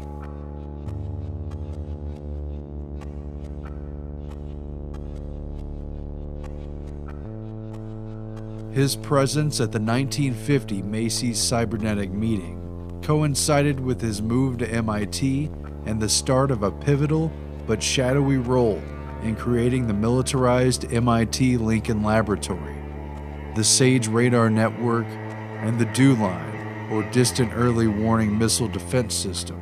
A radar early warning line north. A system which relied upon the very command and control communication networks that Norbert Wiener and others at Macy's created.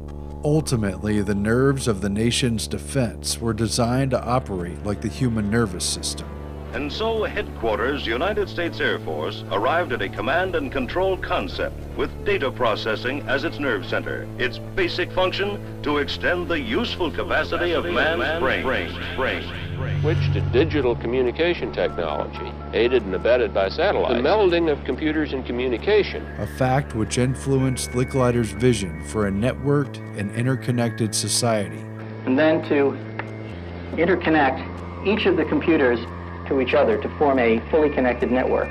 That would eventually culminate in the DARPA-created ARPANET, the forerunner to the modern internet. Research now going on will someday permit a network user to log in. Will someday permit a network user to log in. Will someday permit a network user to log in. Will someday permit a network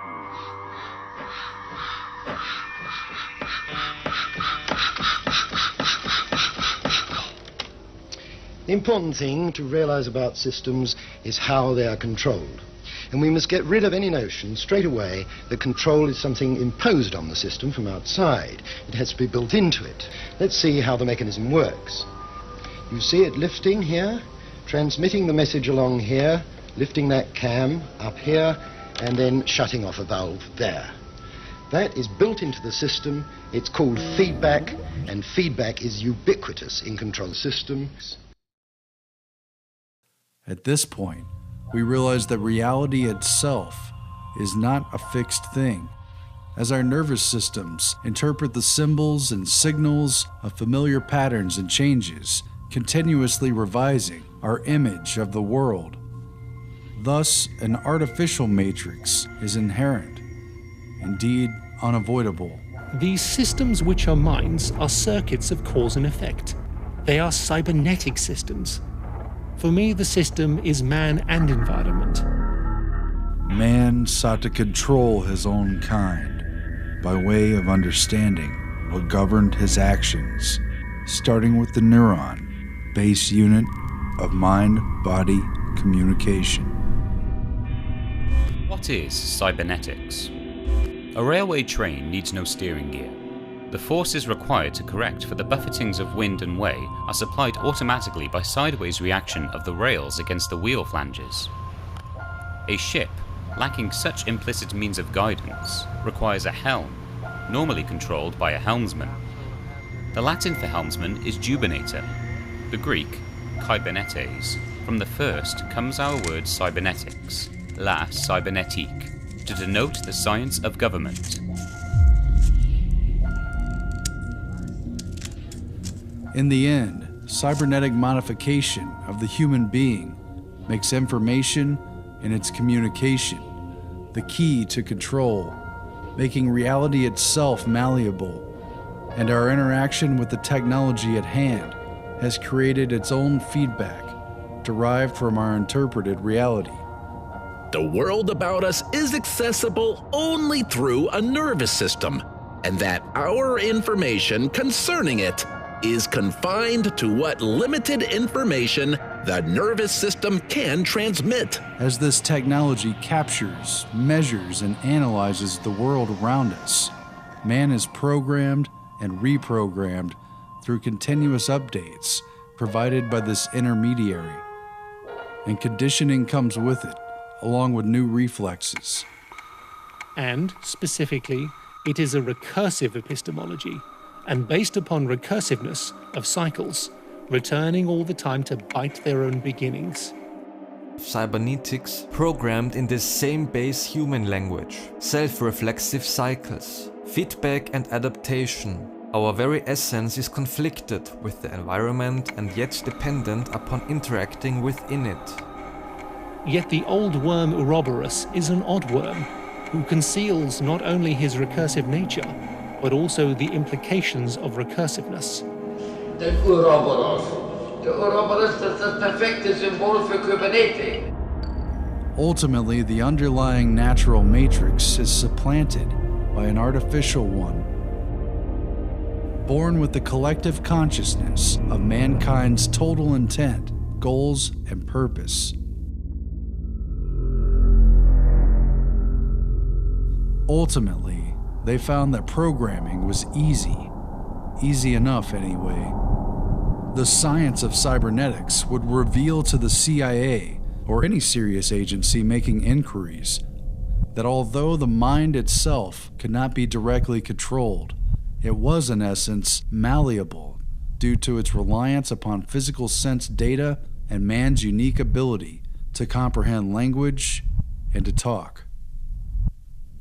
Behavior then, modified by continuous feedback, was inherent in communication itself. The ultimate question was, who or what would control the signal?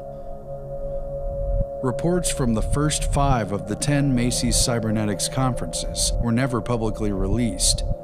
These 10 meetings systematically worked out questions of control that would have to be asked and could only be answered through experimentation, some of which would prove so unethical it could only be carried out under a blanket of national security on a need-to-know basis. The last cybernetics meeting was held April 22, 1953, just 9 days after Alan Dulles signed off on MKUltra. Norbert Wiener lamented, Those of us who have contributed to the new science of cybernetics thus stand in a moral position, which is to say the least not very comfortable. We have contributed to the initiation of a new science which embraces technological developments with great possibilities for good and evil. This was especially so, since the computing machine had already reached a point of such complexity that it threatened man's freedom to make individual decisions. We do not have a choice in suppressing these new technological developments. We can only hand it over to the world that exists about us. There are those who hope for the good of a better understanding of man and society that may anticipate and outweigh the incidental contribution we are making to the concentration of power. I am compelled to say that it is a very slight hope.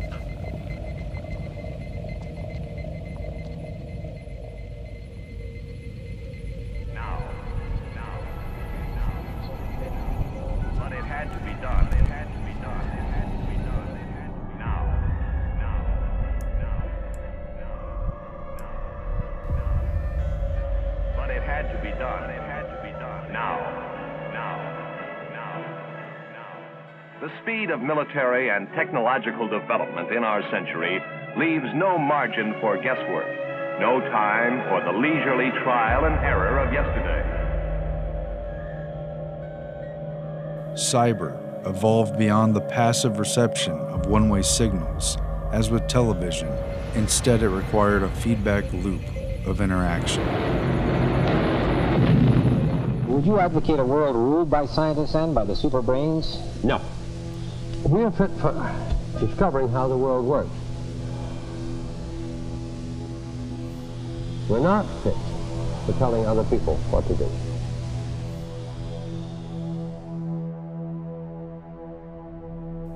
At a conference in 1968, shortly before his death, Warren McCullough remarked, "Man, to my mind, is about the nastiest, most destructive of all the animals.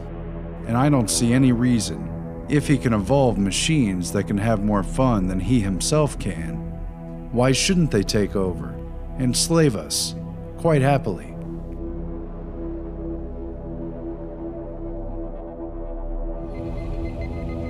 We used to argue about whether a computer can think.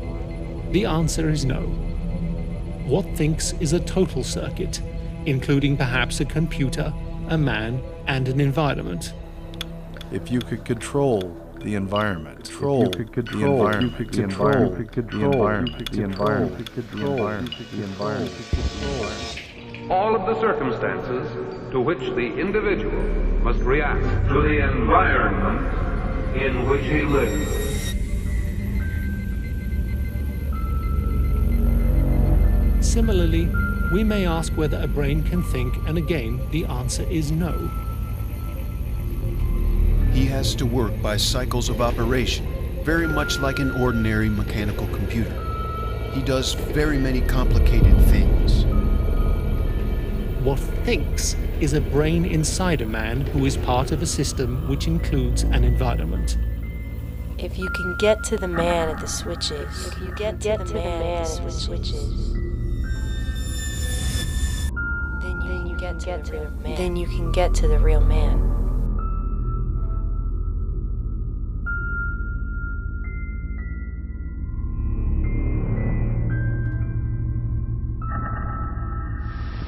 Scientists are not interested in controlling other people.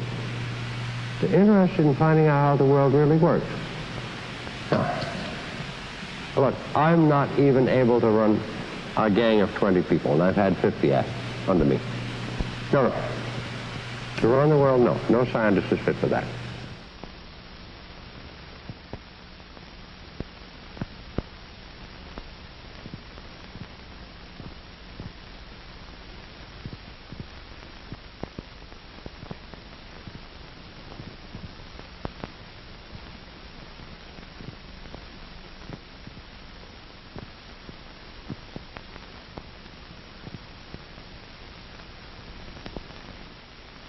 As one Soviet author puts it, cybernetics can be used in molding of a child's character, the inculcation of knowledge and techniques, the amassing of experience, the establishment of social behavior patterns, all functions which can be summarized as control of the growth process of the individual. Students of particular disciplines in the USSR, such as psychologists and social scientists, also support the general cybernetic trend.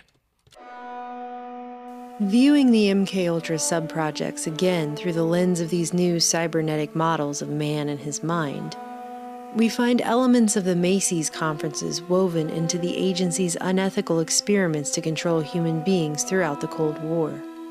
Case in point is Subproject 119. Its admitted aim was an interpretive survey of work being done in psychophysiological research and instrumentation, with 5 goals stated simply by order of operations. A. Bioelectric sensors, sources of significant electrical potential and methods of pickup. B. Recording, amplification, electronic tape, and other multi-channel recording. C. Analysis, autocorrelators, spectrum analyzers, etc., and coordination with automatic data processing equipment. D. Standardization of data for correlation with biochemical, physiological, and behavioral indices. And once they had all that figured out, E. Techniques of activation of the human organism by remote electronic means.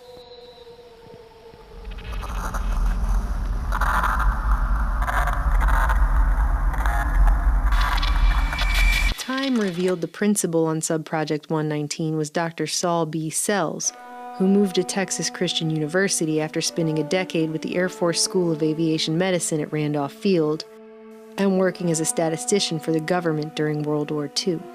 Sells specialized in crunching data to extract patterns and insights about behavior. Founding the Institute of Behavior Research at TCU, he tabulated the importance of hundreds of factors and environmental conditions that trigger man's predictive behavior. Along with the Air Force and NASA, Sells spent decades quietly carrying out various research projects for the Office of Naval Research, which even sponsored a symposium at TCU with Sells and fellow MKUltra-funded researcher Muzaffar Sharif on the stimulus determinants of behavior in 1961.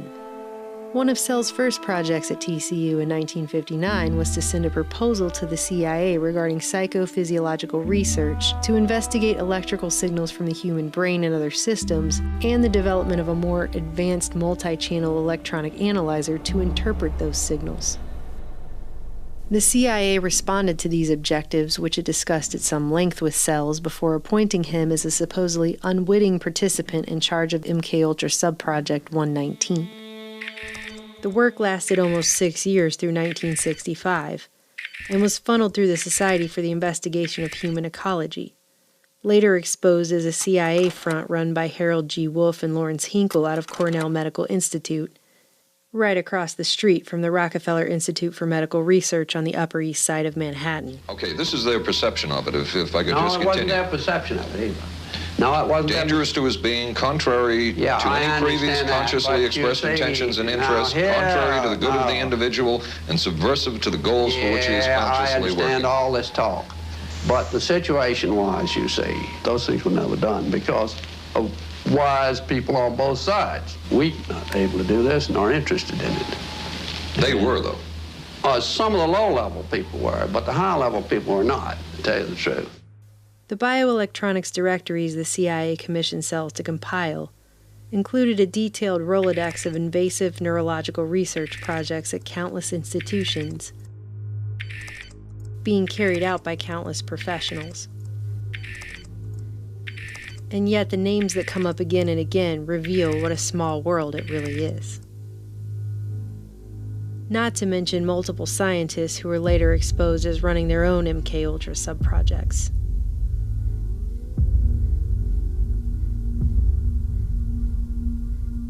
What did 119 really mean by techniques of activation of the human organism by remote electronic means? Neither the declassified documents nor any of the government hearings throughout the 70s ever followed up on what the real goal of this sub-project was.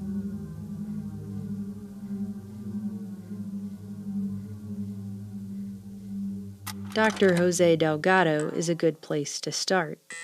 His name appears at least a dozen times in Saul Sells' bioelectronic directories.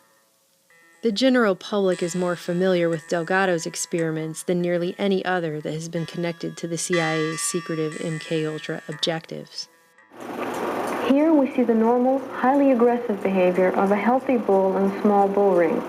For the scientists who were attempting to decode the central nervous system, electrical stimulation of the brain became a natural extension of the original experiments with electricity that Galvani, Volta, and others had used to trigger muscle contractions in frogs at the tail end of the 18th century.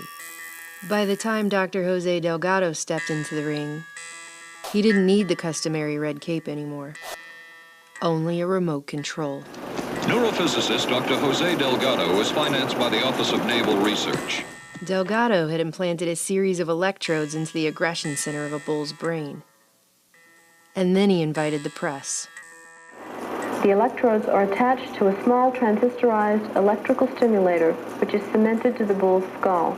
The electrical stimulator in the skull responds to radio stimulation, so the bull is literally subject to remote control. Delgado has remote control of the animal.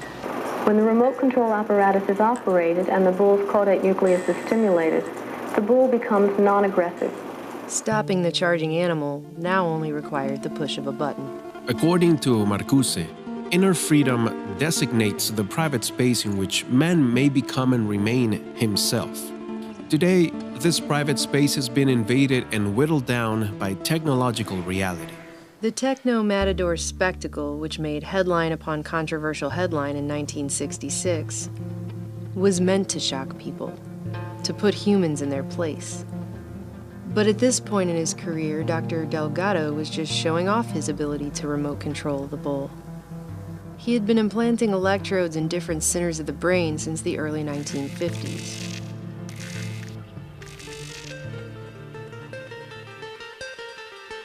By demonstrating that he could turn a bull on and off like a toy, in what observers could have been forgiven for mistaking as high-tech voodoo, Delgado apparently fancied himself the ultimate matador.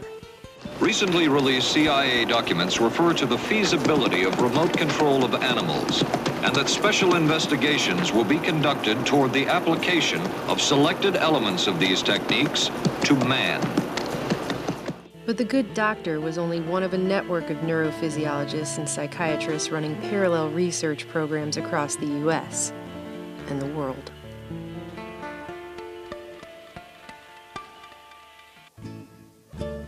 Cybernetician Warren McCullough was also among the earliest pioneers of deep electrode stimulation in the 30s at the Yale Laboratory of Neurophysiology, establishing the profound connection between the thalamus buried inside the brain and the outer sensory cortex that Wilder Penfield first explored. The master control for the whole body resides in the brain, and the new methodology of implanted electrodes has provided direct access to the centers which regulate most of the body's activities. But by the end of the half-century mark, things were honed into an operable science, and McGill would once again prove to be groundbreaking in decoding the inner brain. While Professor Donald Hebb was busy exploring the mechanisms of neural networks and the effects of isolation upon the mind, in part for the CIA, his postdoctoral students James Olds and Peter Milner were stumbling upon their own findings, which would prove to be pivotal. Although it had been accidental at first, Olds and Milner had discovered the so-called pleasure center of the brain through an extension of the technique Wilder Penfield first developed. A new window on the brain was opened in 1953, when a rat fortuitously evidenced a neuro-rewarding effect. By returning to the place where he had been when an electrical stimulus was applied to the brain via chronically implanted electrodes. In terms of conditioned behavior, this electrically induced reward became an end unto itself. In 1954, Olds created a reward map of the brain featuring locations where electrical stimulation caused mammals to come back for more. The reward map held true for rats, cats, monkeys, and humans. By 1961, James Olds, who'd been attending Macy's sister conferences on the central nervous system during the late 50s alongside Frank Fremont Smith, Howard Liddell, and other cybernetics acolytes, made history after he implanted an electrode into the pleasure center of a lab rat's brain and conditioned it to trigger its own self-satisfying electrical stimulation. This is a device which trains the animal to turn on the stimulus for himself. Here you notice the animal wandering toward the pedal. When he first touches it, he gets no stimulation. It's not connected yet. By pressing a simple lever. Then one time he touches the pedal, it does turn on the stimulation. You can see the lights go on. Within this cybernetic loop of electric stimulus and reward, Olds and Milner's experimental rats quickly succumbed to self-stimulating their own brains repeatedly, thousands of times, foregoing their own natural drives for hunger, sex, and even willingly enduring immense pain. Now, I will electrify the grid. The animal must cross an area that gives a very painful shock to the feet in order to get to the pedal and stimulate the brain. Rats implanted with these electrodes continued to push and push and push the lever again and again and again, even until the point of death, just to receive this stimulating electrical reward. Clearly, these researchers had uncovered something with far-reaching implications. This shows a rat is willing to pay a very high price in order to get to the pedal.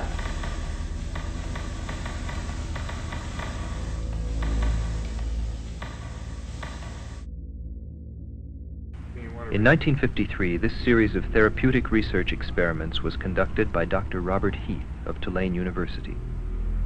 His subjects responded to electrical stimulation of isolated brain centers implanted with electrodes. We see here the possibility for direct physical manipulation of the mind and personality. Feel good, do you think? Or if you do it too much, does it have any bad effects on you? No bad effects at all. Most of the scientists who conduct these experiments say that because they do not yet understand enough about the brain, these techniques should not be used on humans.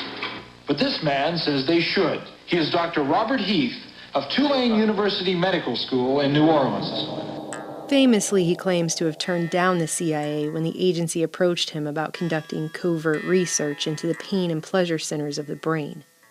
Reportedly offended at the abhorrent suggestion, he was quoted in dozens of papers as saying, "I took the stand that if I wanted to be a spy, I'd be a spy. I wanted to be a doctor and practice medicine."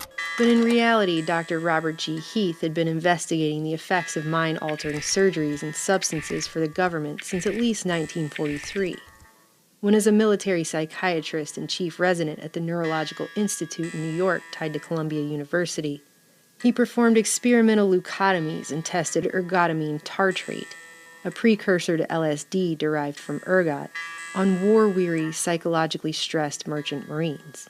Curiously, despite the fact that practically nothing has been mentioned about it since, the press billed the experimental ergot treatment as a miracle cure for shell shock that could permanently relieve symptoms in a mere 2 hours. By 1949, Dr. Heath was made head of Tulane's newly created Neurology and Psychiatry Department, and while the exact relationship remains unclear at this point, what is clear is that sometime during the early days of the CIA and military prodding into mind control through top-secret projects like Bluebird, Artichoke, and Chatter, Dr. Robert Heath was again tapped to go further than ever before in testing LSD, mescaline, and other mind-altering chemicals on his human patients. Dr. Heath carried out his research in the name of battling schizophrenia and mental disorders, which afforded him an endless supply of human test subjects, from the Tulane Medical School where he housed his labs, from the imposing Charity Hospital across the street, from the remote East Louisiana State Hospital hours away in rural Jackson, and even from the notorious Alcatraz of the South, Angola Prison.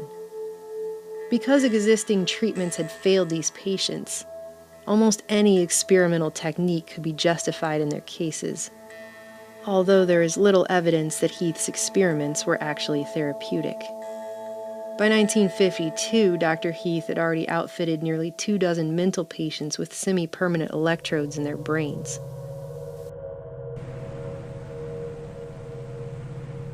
Yeah. I just feel like I don't have any thoughts like a human being. I'm just an animal walking around on the earth. Please don't do me like this. Please don't. I can't stand it. I don't like to feel like this. That's right. That's right. That's right. That's right. That's right. Now look at that smile you got now. Why does that make me do that? I don't like to do that. You really told me off, remember? Hmm? I know I did, but I couldn't help it. In spite of all this, Heath's results were promising, at least to the intelligence community anyway. A 1954 volume published through Harvard Press with funding from the Commonwealth Fund, later revealed as a CIA cutout, included details about Heath's research presented at a symposium which attracted participation from other notables in the field.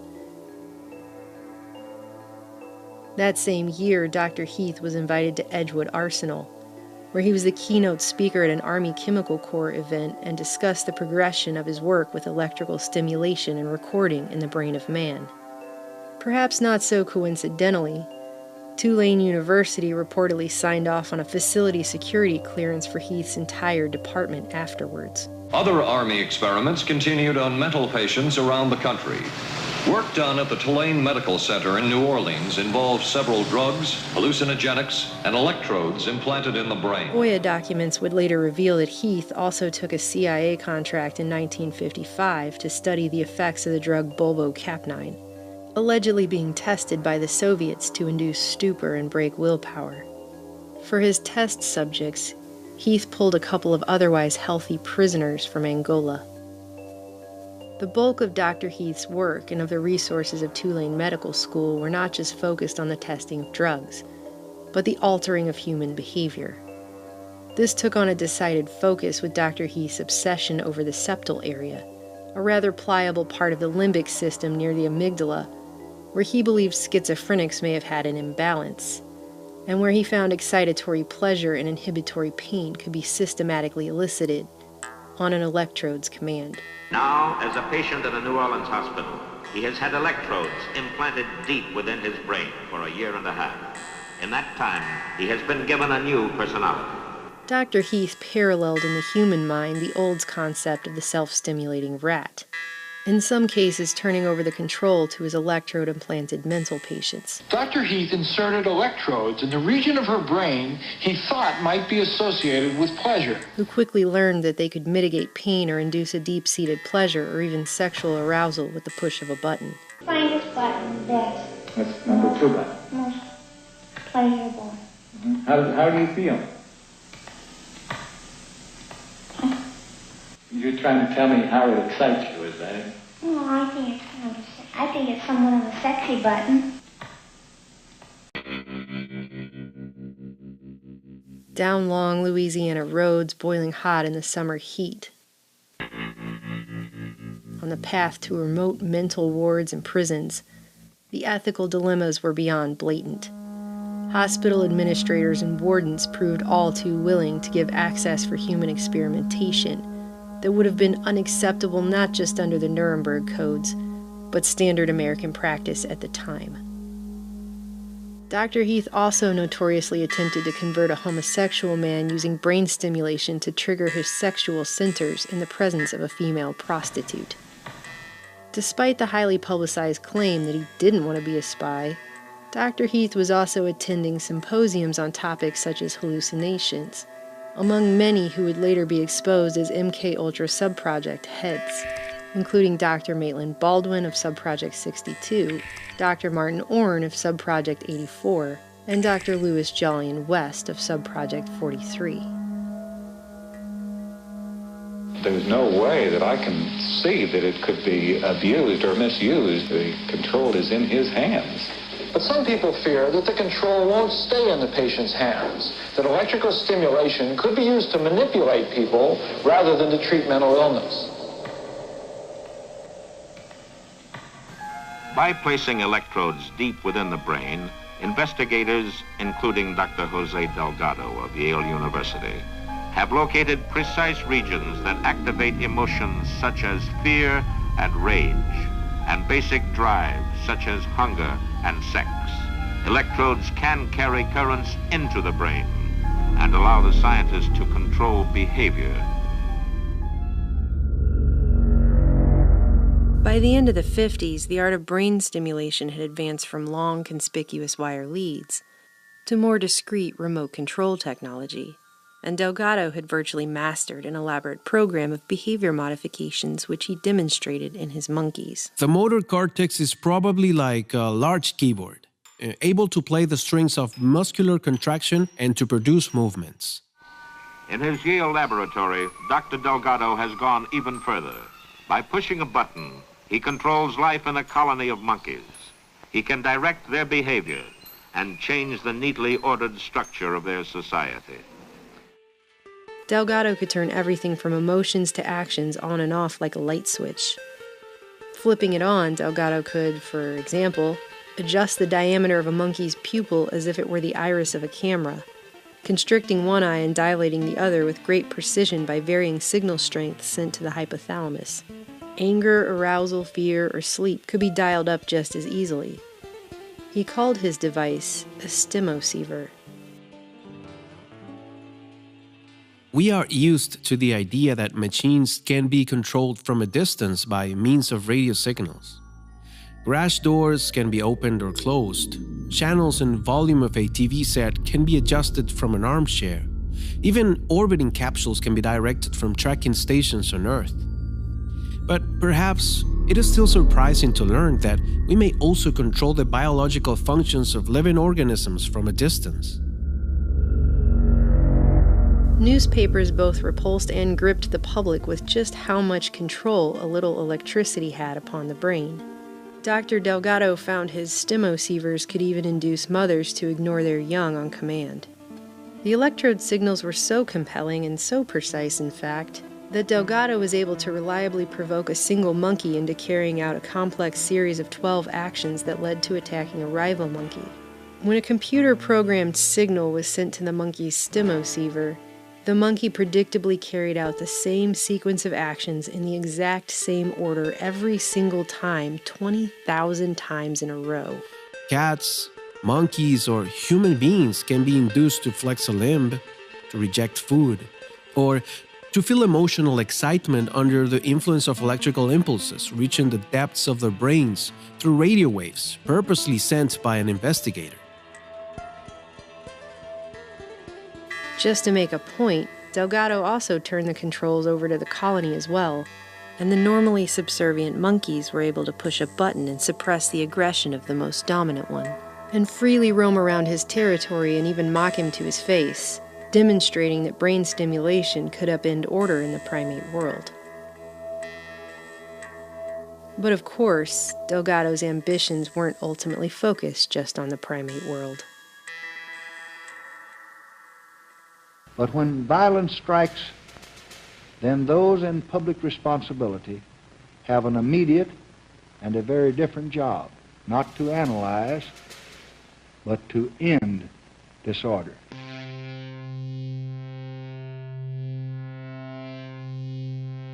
$200 million Americans did not strike down Robert Kennedy last night,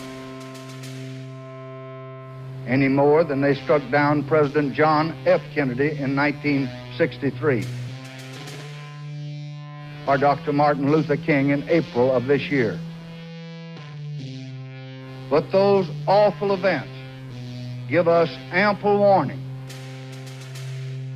that in a climate of extremism, of contempt for the rights of others, of disrespect for law, violence may bring down the very best among us. A nation that tolerates violence in any form cannot expect to be able to confine it to just minor outbursts.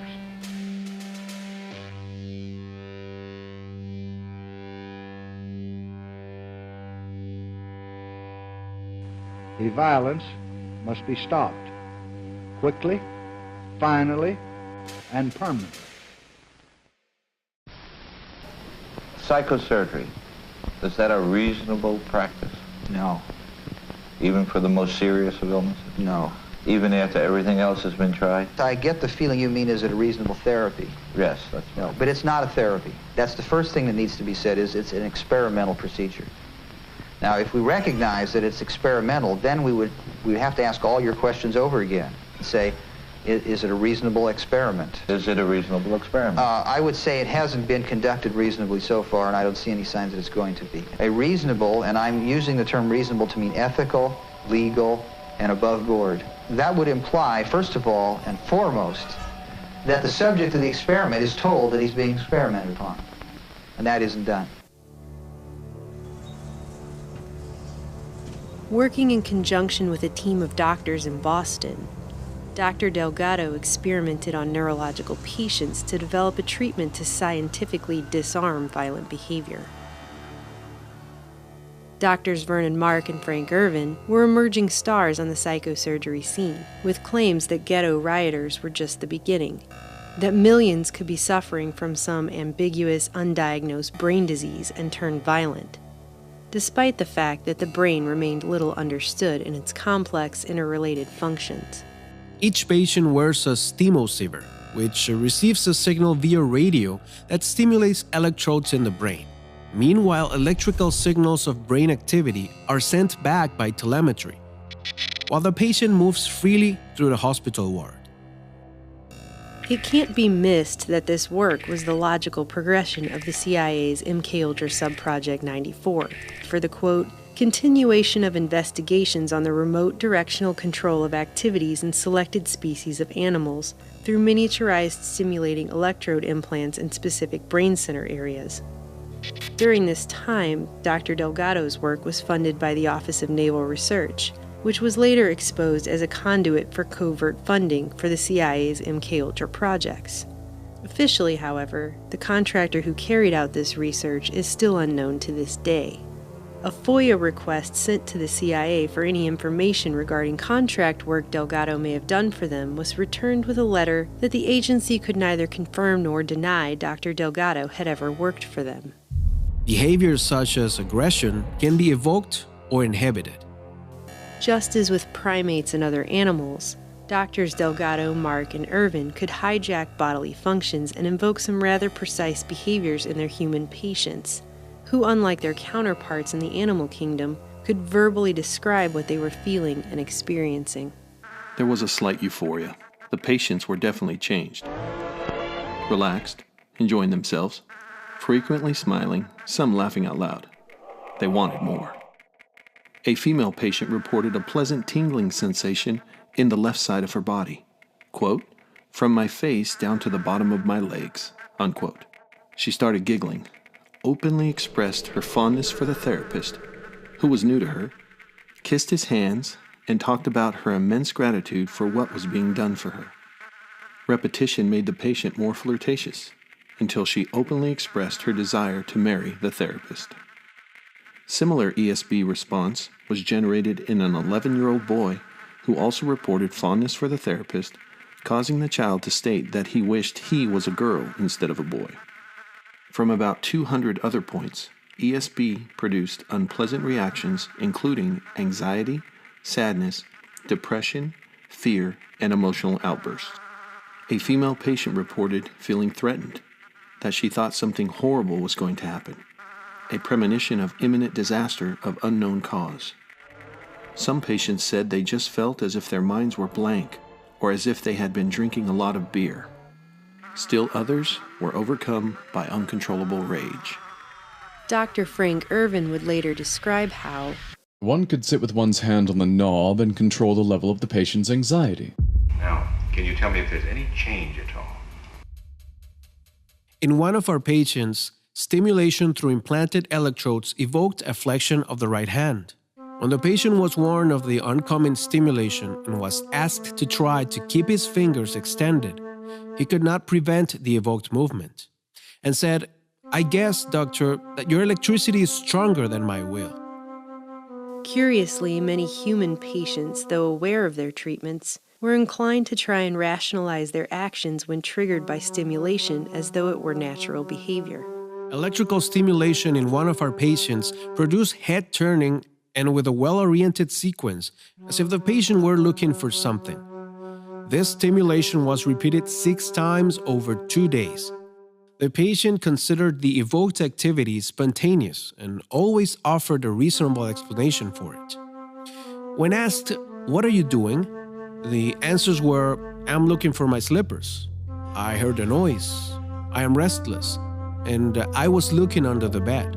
Using these electrodes to target specific points within the behavioral centers in the brain, which the doctors claim were contributing to a patient's violent behavior, they would deliver their treatment by destroying these points with microwave radiation in something of a micro-lobotomy. attempting to erase the capacity for these negative emotions altogether.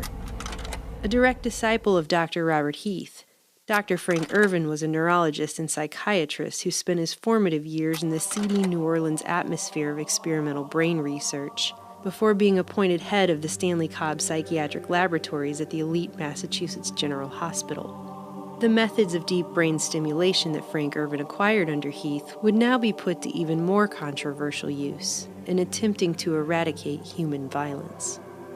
Irvin's partner and co-author, Dr. Vernon Mark, an associate professor in neurosurgery at Harvard Medical, had been associated with Massachusetts General Hospital since 1949 and spent nearly a decade overseas at the height of the Cold War in a specialized neurological wing at a U.S. Air Force hospital in Germany, before coming home to be named director of neurosurgery at Boston City Hospital. Doctors Mark and Irvin worked in state-of-the-art facilities under the direction of Dr. William Sweet, a Harvard medical professor and chief neurosurgeon at Massachusetts General who, just like Dr. Wilder Pinfield, was a Rhodes Scholar and studied under Sherrington at Oxford. Dr. William Sweet, co-inventor of proton emission therapy, had long been experimenting on patients with radiation at Mass General. Some of this work, including injecting 11 terminally ill and comatose patients with uranium, was classified under the auspices of the U.S. Atomic Energy Commission. The United States government actually did carry out on our citizens experiments involving radiation. While most of the tests were ethical by any standards, some were unethical, not only by today's standards, but by the standards of the time in which they were conducted. Allegations of patient abuse and disregard for informed consent were later pursued in court, but never quite caught up to the prestigious and highly connected Dr. Sweet. To give you a little idea of the mindset these men brought to the operating table, Dr. Mark pointed out, quote, "Moral values are social concerns, not medical ones in any presently recognized sense." And in an interview, Dr. Irvin told Mind Manipulators authors Alan Shefflin and Edward Opton that brain-damaged children and senile elderly people are sometimes, quote, monstrous little organisms, and the kind of violent patients he treated were, to most doctors, a pain in the ass. Dr. Irvin also noted about his work that we're not talking about being nicer to people. I make no human argument at all. We're really talking about being socially cost-effective. I did not expect to be a reformer in psychiatry.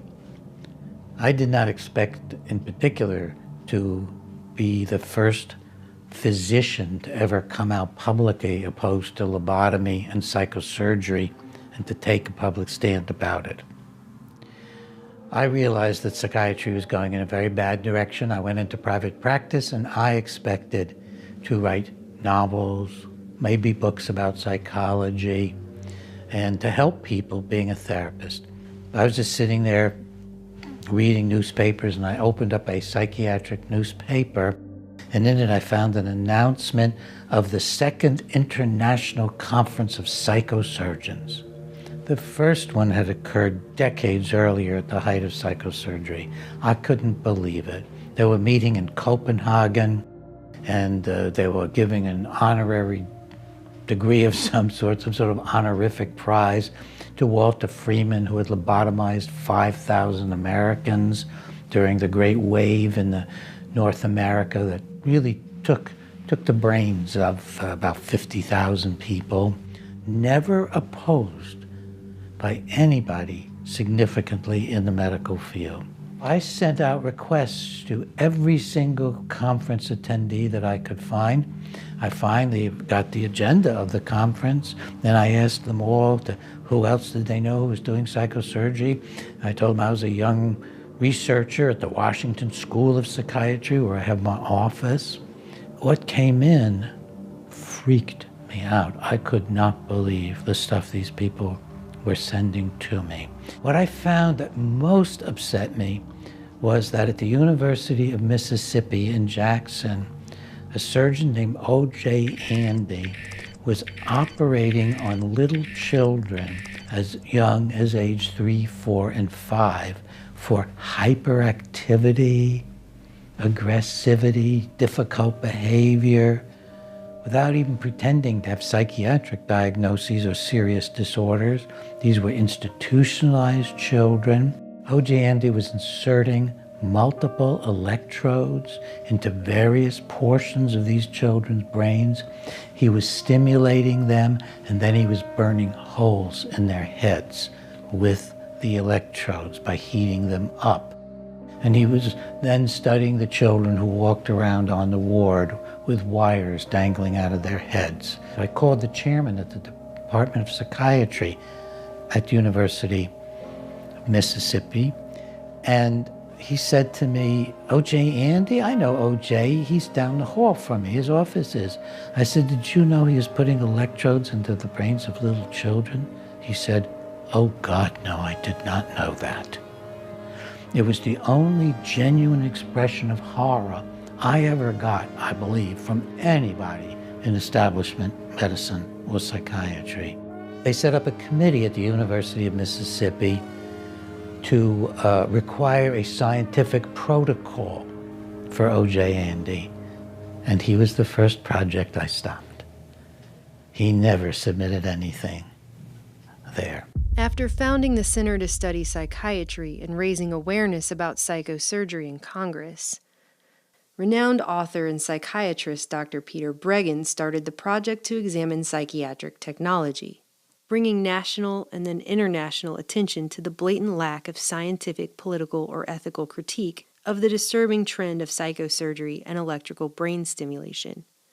Mental illness is a myth, a fraud, a bad metaphor, an excuse, a rationalization. It's a religious viewpoint held by psychiatrists which says that human troubles are somehow medical in origin and medical in their solution. Now, just how poverty, unemployment, unhappiness, fights between husbands and wives, beatings of children, anxiety, alienation, just how all these problems relate to medicine and relate to illness is never stated. I might not have ever even had any kind of a movement get started, but became an international movement because I couldn't get any science writers interested. I couldn't get anybody to cover it. In fact, I called the Journal of Nervous and Mental Disease and asked him if I could do an article on psychosurgery, and he said, what are you talking about? Jose Delgado's a dear friend of mine. In September 1967, following another long, hot summer of urban race riots in major cities across the U.S., Doctors Mark, Irvin, and Sweet wrote a controversial and timely letter to the Journal of the American Medical Association, suggesting that riot leaders could be suffering from brain dysfunction. This would prove to be a turning point. In 1967, rebellions erupted in the Detroit black community. In a letter to the Journal of the American Medical Association, 3 neurosurgeons, Drs. Sweet, Irvin, and Mark, put forth a theory as to the cause of the violence in Detroit. They said in part, I quote, "There is evidence from several sources recently collected by the Neuro Research Foundation that brain dysfunction related to local lesions plays a significant role in the violent and assaultive behavior of thoroughly studied patients. Their idea was subtle but clear. The reason individuals were violent during rebellions was due to a brain dysfunction which they felt surgery could correct." Then I found, of course, the JAMA article where they talked about it at length, explaining how ghetto rioters must have abnormal brains because not everybody was rioting. So clearly, people who weren't rioting had normal brains, and the few who were leaders. We're talking now about men you could name, like Rap Brown and others. We're talking about some men who were outraged at the conditions of life in which the children were growing up in these ghettos. And these men were, from the perspective of many in the black community, the only hope. They were heroes. Of those heroes, Dr. Sweet was quoted as saying, "We're talking about senseless behavior. The proponents of urban disorders seem to be the people who are most likely to suffer from organic brain diseases." And the idea that a leader must be the crazy one because you don't agree with them ideologically or because you're afraid of them Doesn't make any medical sense, but boy, did it make political sense. Wow. The kind of violence that we're talking about here, social unrest among a population in a repressed community, can only be seen as a kind of brain dysfunction by ignoring the legitimate causes of the behavior. And my reaction to the letter from which you quoted and to the whole idea of trying to deal with social violence as if it was something wrong inside of the people's heads who are violent is a way of refusing to look at the legitimate social causes of a very important and significant kind of behavior. To the extent that medical science has created this new, in quote, technology, there is the desire to use it, you see, and the most logical population to use it against are poor people, black people, and people who are incarcerated. The Boston doctors called for an extensive research project to identify the early warning signs of violent behavior and pinpoint, diagnose, and treat people in inner cities with what they termed low violence thresholds before they had actually committed any violent acts. And what do you know, but their JAMA letter just so happened to include specific language taken directly from the good doctor's own proposal for a brand new research project which aimed to do just that. I found out that William Sweet had actually talked to the New York State Legislature trying to get funding, describing how this surgery of stimulating brains and melting holes in the heads of people might be a cure for ghetto violence, because surely the leaders of the violence were abnormal and had abnormal brains that could be fixed with psychosurgery. The first phase of the Boston Violence Project was officially titled The Medical Epidemiology of Criminals. For it, Doctors Mark Irvin and Sweet had designed a 5-hour-long multi-phase screening process, which included 17 psychiatric and psychometric assessments, 5 hormonal assays, chromosomal, fingerprint, and dermatoglyphic analyses, an EEG, and what they called a cyber-medical evaluation. The doctors suggested these factors could somehow indicate which individuals were more prone to commit violent acts than others, singling them out for preventative neurological treatments before they could pose a danger to society. The project was seemingly the perfect cure to what was then being declared society's greatest illness. Right on cue, a vast, coordinated media campaign was underway to promote it to the public. Good evening. Violence is making fortresses of portions of our cities and dividing our people into armed camps. Grievances in the United States are more intense now than they've been at any time since the 1930s. There's crime, individual resort to force. Those who commit violence are basically no different from other people. Man from birth has a potential for violence, but the incidence of violence can be controlled and prevented by conscious changes in man's environment. Mark, Irvin, and Delgado were featured guests on many TV programs. And article after article filled the newspapers about their amazing new work. Is violence, then, as American as cherry pie? I believe that assertion was attributed to Ralph Brown, was it not? That violence was as American as cherry pie. As an historian, I would observe that there's a great deal of truth to that, unpleasant as it may be. Doctors Mark and Irvin declared that brain dysfunction was just as important a factor as poverty, unemployment, and substandard housing in provoking not just urban riots, but social protests, fully politicizing what was defined as violence. In June 1968, it all came to a head. Robert F. Kennedy was assassinated, and during his speech that evening responding to the tragedy, I am appointing, with the recommendation of the leadership of the Congress, with whom I have talked this evening, a commission of most distinguished Americans to immediately examine this tragic phenomenon. President Johnson announced the creation of the National Commission on the Causes and Prevention of Violence.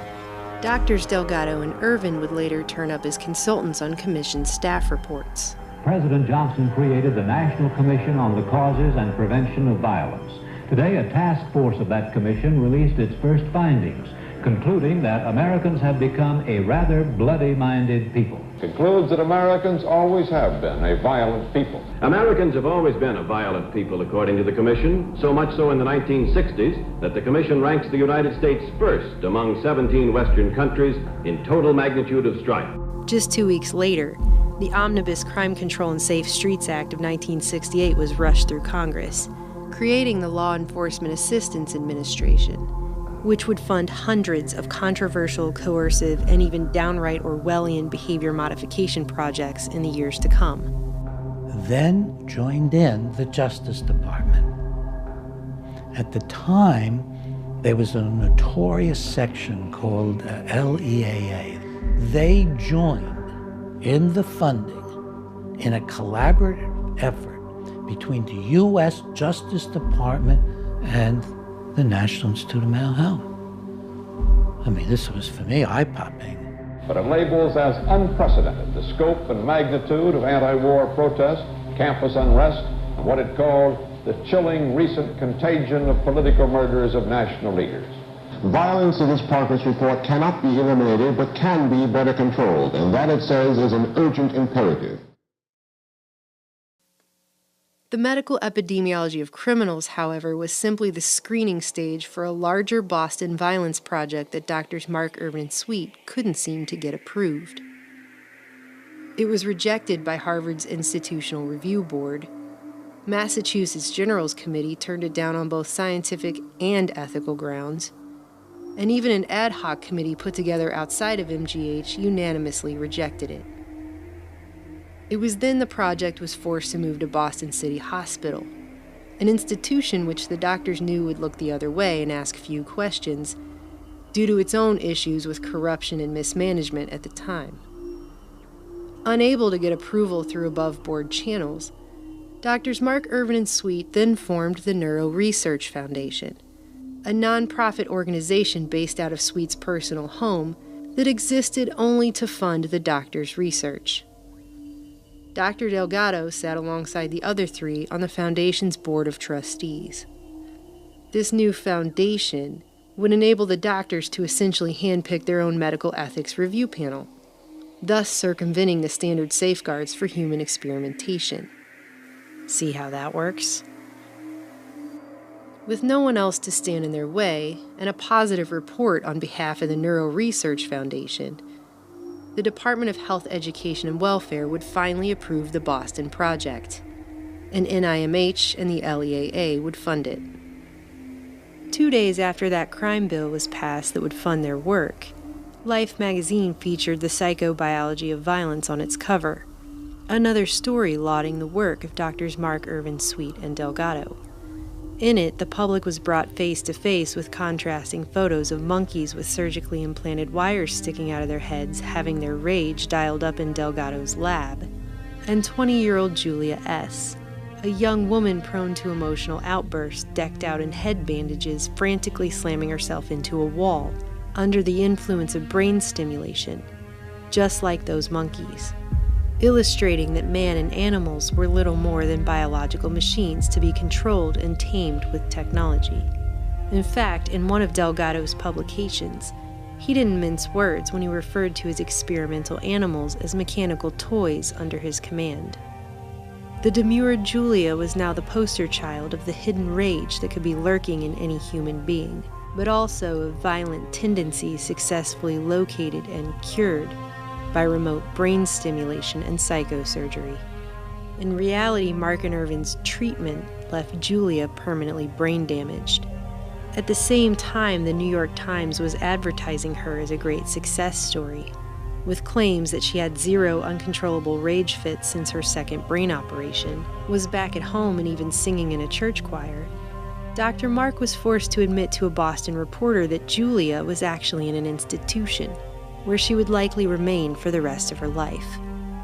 Despite this glaring inconsistency, one after the other, Dr. Jose Delgado and Drs. Mark and Irvin published books to garner wider public and financial support for their work.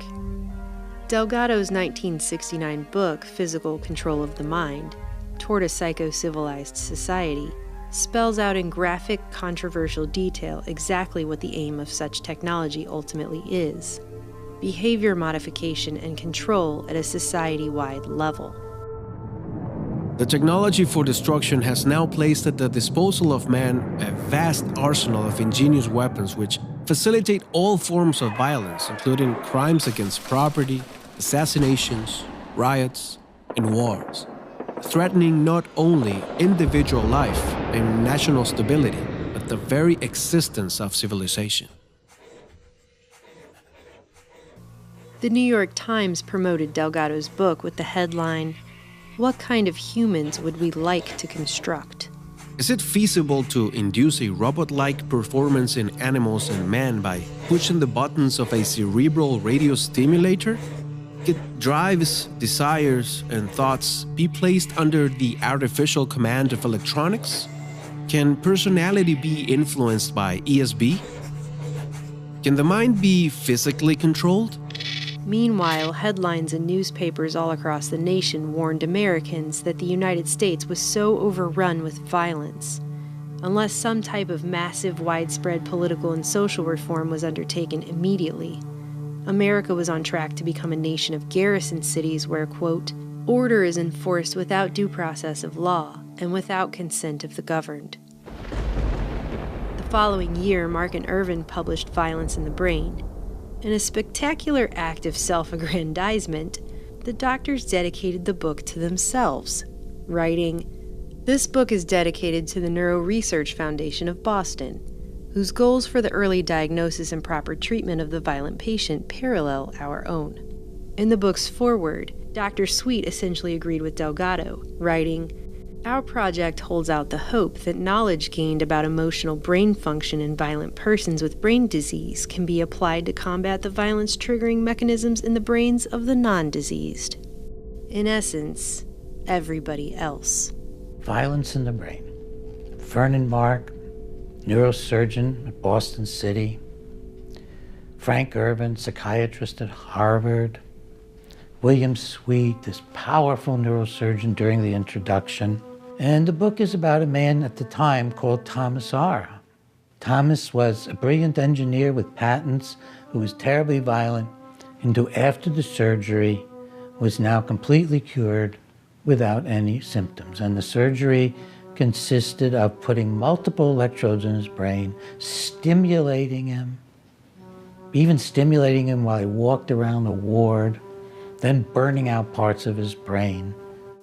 No patient was more highly publicized as a success of Mark and Irvin's new techniques than Thomas R., whose real name was Leonard Kyle, their star patient who, according to their book, was diagnosed as suffering from temporal lobe epilepsy and prone to uncontrollable rages that the doctors were only able to subdue through remote brain stimulation and a bilateral amygdalectomy, which destroyed portions of his brain closely connected to emotional behavior.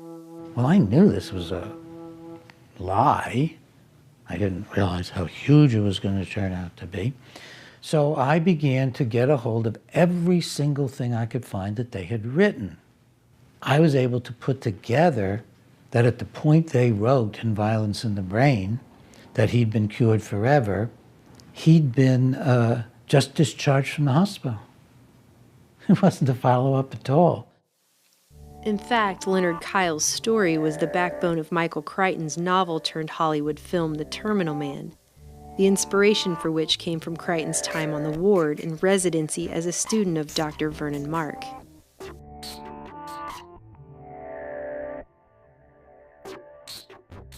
By most accounts, Leonard was described as a mid-30s married father of 6 and a successful self-taught engineer who worked with top defense contractors, including Douglas Aircraft, Polaroid, where he earned several patents under its founder, Edwin Land, who at the time was working with the CIA on the top-secret U-2 spy plane program, Honeywell, and eventually EG&G, one of the most powerful Cold War Black Ops defense contractors in America that no one had heard of, which had spun off from MIT and made important contributions to the development of the nuclear bomb, aerial reconnaissance, and radar. But in their book Violence in the Brain, Doctors Mark and Irvin painted Leonard as an impulsive man with a violent streak who was prone to road rages and spousal and child abuse.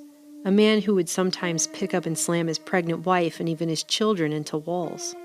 Although described as typically courteous, quiet, and reserved, Mark and Irvin insinuated temporal lobe disease led to Leonard's sudden violent rages, and the doctors went so far as to describe him as, at times, frankly psychotic, suffering periods of confusion, delusions, and hallucinations. The supposed focus of Leonard's anger and marital disputes centered upon what were depicted as paranoid suspicions his wife was cheating on him with a tenant who was renting a room in their home. And his wife had been the one to refer him to treatment. And the treatment people had referred him to Mark Irvin and Sweet, who had all this equipment and no patient. And it had gone through the VA. They'd taken him right off the VA wards. There's power, these people. Leonard's medical records, however, showed no evidence of temporal lobe disease. In fact, outside of mild depression, Leonard's records showed no evidence of paranoid delusions or any psychotic symptomology at all. The VA records showed him to be entirely normal. His brain waves were normal. He was normal. There's nothing really in the record that shows anything serious. And then they took him and put him in their project. Here the timeline gets fuzzy. During the spring of 1966, Leonard was officially admitted to the Violence Research Unit, where Mark and Irvin claim they spent months trying many combinations of anti-seizure medication, tranquilizers, and psychic energizers, but to no avail. So Dr. Mark implanted an array of at least 80 electrodes into Leonard's brain. Leonard wrote to his mother and described what was being done to him in Boston as the stuff of science fiction. During my conversations with Helen Dykes, his mother, she brought me a telegram. These are the days of telegram from Vernon Mark. She had written him and said, "I hear my son is undergoing surgery. Can you please tell me about it?" And the telegram said, "Don't worry, your son is undergoing minor surgery." We had it in print. The doctors outfitted Leonard with one of Dr. Delgado's stimosievers, which sent a steady stream of telemetered EEG data analyzed by computer for an impending violent episode. Then the computer would decide when to remotely stimulate Leonard based on the data. The doctors note that Leonard was a landmark for them. It was the first time they were able to demonstrate that systems in the limbic brain both start and stop attack behavior in man. Then I found a very obscure article by these men, maybe so obscure they didn't expect anybody would find it, and it said that he'd become psychotic while they were stimulating him. And it described how he was saying, "I don't want this anymore, I don't want this anymore." Egregious lack of consent aside, now they had a remote trigger for human aggression, a type of activation of a human being by remote electronic means. Just like one of the major goals of the CIA's MKUltra subproject 119. They would just toy with his brain. They would toy with it while he was walking around, and he didn't know it was turned on, so he didn't even know what was happening to him.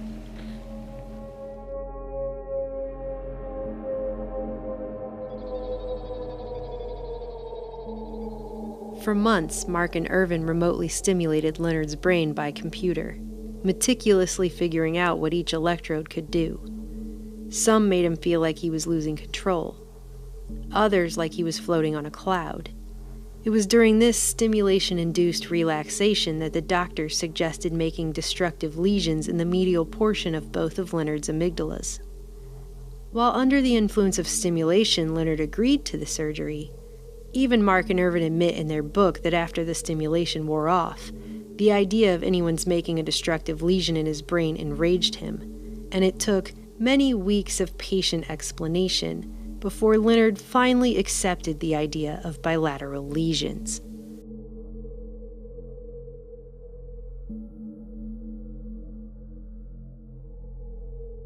And then he became peaceful and accepted the treatment after they stimulated him enough. This is key, folks. Passivity, docility, obedience is key to this entire process. Leonard's wife was also brought in and supposedly threatened to leave him if he didn't consent to the treatment. Leonard believed that his wife was having an affair. Leonard's wife denied it and sent him to her psychiatrist. Leonard had been in conflict with his wife, but he'd done nothing more serious than one sort of violent event. Not a nice thing. He threw a can at his wife of food and didn't hit her. That was the only fact I could find in the records that remotely resembled violence, and it was reported by his wife. Despite eventually going through with it, Leonard's wife not only filed for divorce while Leonard was still in the hospital, she eventually remarried to the very tenant Leonard had been worried was having an affair with his wife all along. After a series of lesions were burned into his brain via passing high-frequency microwave currents through his electrodes, Leonard was finally discharged in August 1967 after more than a year in the hospital, a year that would change the course of his life forever.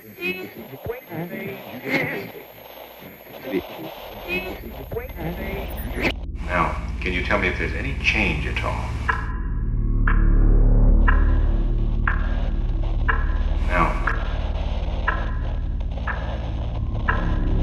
Now, can you tell me if there's any change at all?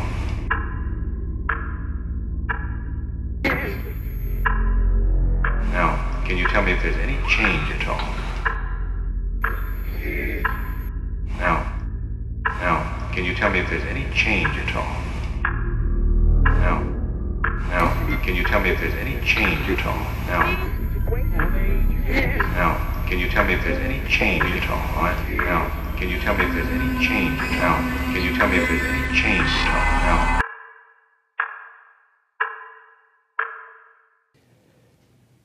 One of the big breakthroughs was when I was on the air talking about Thomas R., whom I also saw at one point had also been called Leonard K.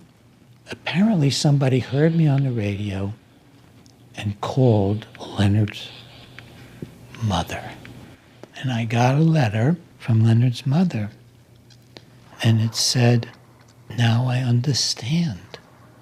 I knew they turned my son into a vegetable," she used that word, "but now I see what it was, what they were doing to him. He's been horribly destroyed since he came back from Boston. He's had multiple hospitalizations, chronic patient at the VA." It wasn't until after his treatment in Boston that Leonard committed his first official act of public violence.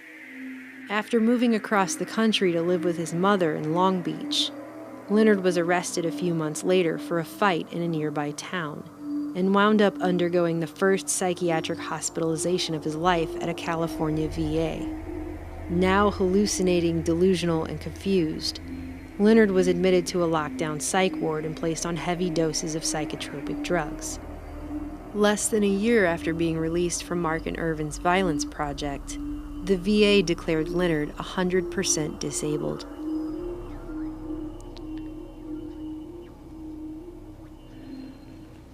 I flew out to California and I met Leonard. This man who was written up, Violence in the Brain is a Cure Without Side Effects, cured of his violence, who was the star of the story by Crichton called Terminal Man, as sort of the miracles of psychosurgery, except it went awry electronically. This man was on weekend leave at his mother's house. He was lying in bed, and his head was covered with a tent of newspapers. He was in terror. He said, "Doctors from Boston are trying to get my brain." He said, "I'm the most intelligent person in the world. I have an IQ of hundreds, and they're trying to get my brain." While it is impossible to know what Leonard was really involved in here, it is worth noting that he claimed the experiment he endured specifically involved hooking geniuses up to IBM machines. It was a post-traumatic brain injury psychosis. Terrorized. Leonard went from brilliant engineer and gainfully employed husband and father of 6 to a patently deranged, chronically hospitalized, sometimes violent psych ward patient after his treatment in Boston.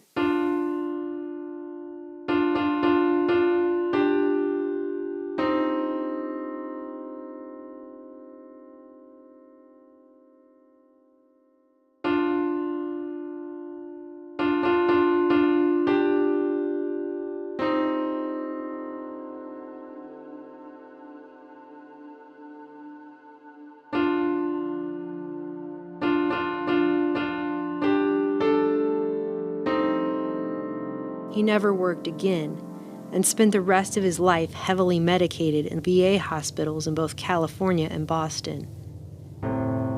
Despite this, Doctors Mark and Irvin continued to write journal articles about their great success story, Thomas R.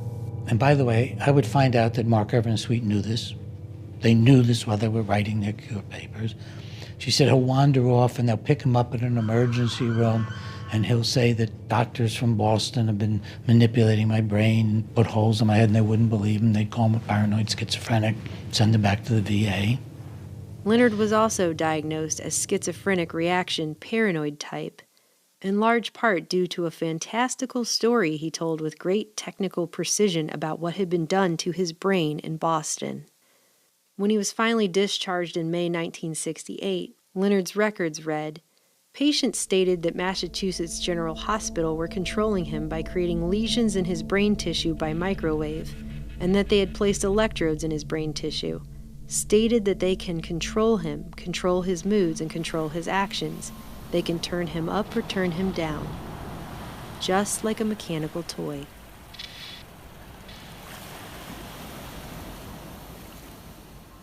I said, I want to get his records. But I'm afraid if we ask for them, they'll purge them. I went back to Boston with a letter that I was to obtain a complete copy of Leonard Kyle's records. And I called Boston City Hospital. And they said, we have no such record. It's in Dr. Mark's private office. Isn't that interesting? I called Dr. Mark's office and I said, I'm at a telephone booth with a reporter. I gave him the name. And if you don't deliver me a copy of those records in 24 hours, we're going to publish it, that you haven't done it. And I'd had awfully good coverage in Boston, and I got the records. In those records, I found things like, Leonard wants to leave the ward. Progress note by Frank Irvin, take his pants away. I was looking in on the life of a man who'd been as violently abused as any horrendous sexual, emotional, physical abuse. He might as well have been in a brainwashing camp in North Vietnam or North Korea, being tortured. One of the first things that fell out of the records was a handwritten note by him that doctors from the MGH were killing him or taking his brain or something to that effect. It was right in there. In the progress notes, I saw writing on the walls, murder. That's all, just writing on the walls, murder. And the VA records did not note that he'd had psychosurgery. But I was able to show that, in fact, Mark had been in communication with the VA.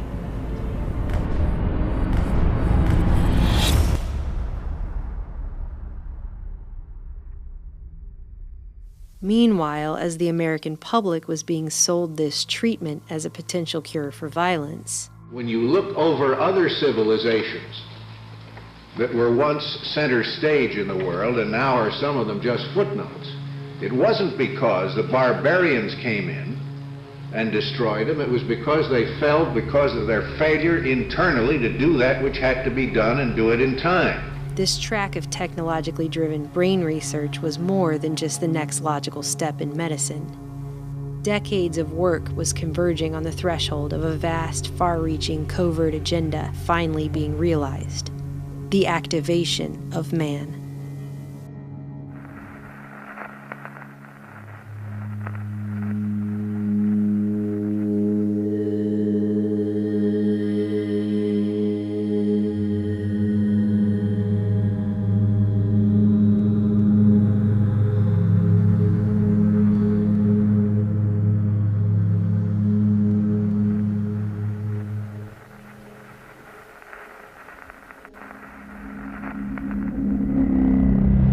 Dr. Horace W. Magoon, considered one of the fathers of neuroscience, was also focused on activation in 1948 when he co-discovered the reticular formation in the brainstem, responsible for sending electrical signals and brain waves that activated waking and sleeping states and seemed to hold fundamental sway over consciousness as well, which deeply fascinated cybernetician Warren S. McCullough, who'd known Magoon since their days in Chicago. At the Illinois Neuropsychiatric Institute, Warren McCullough, Gerhard von Bonin, and a number of young research-oriented neurosurgeons, an high-spirited atmosphere of excitement in the basement lab at the INI was a novel and stimulating experience. An eager McCullough invited Magoon's closest associate, Donald B. Lindsley, a psychologist and neurophysiologist, to the Macy's cybernetics meetings back in 1949. The following year, Drs. Horace Magoon and Donald B. Lindsley, along with Dr. John French, assembled a powerful team based out of the neurological wing of the Long Beach, California VA hospital. The Bob Hope Show, transcribed direct from the Veterans Administration Hospital at Long Beach, California. Curiously, the same one Leonard Kyle would be treated at in the aftermath of his participation in Mark and Irvin's experiment in Boston. By 1950, this Long Beach VA facility had become no mere veterans hospital. Under Magoon, Lindsley, and French, it had become the premier neurophysiological lab of its day, a brain research mecca tied to UCLA's medical center that attracted leading scientists from around the world. By the 1960s, this cutting-edge facility boasted more than 60 patient beds set aside solely for neurological research, with hundreds more for psychiatric and mental patients. And experimentation carried out there on veterans involved deep brain microelectrodes, as well as computers programmed to analyze brainwave frequencies. So it is puzzling at best why, after Leonard Kyle was admitted to the VA in 1968, the staff so quickly and easily dismissed his claims of having had psychosurgery and electrodes in his brain as the paranoid delusions of a schizophrenic. This particular veterans hospital and its brain research lab became the nucleus of UCLA's new Brain Research Institute. For the first time, man now has the tools to explore the living brain. Tiny wires, electrodes, can be placed inside the brain and hooked up to recording machines, as in this experiment at UCLA's Brain Research Institute. The chimpanzees have been trained to play a game of electrical tic-tac-toe. They are competing against each other. Only the winner gets a reward.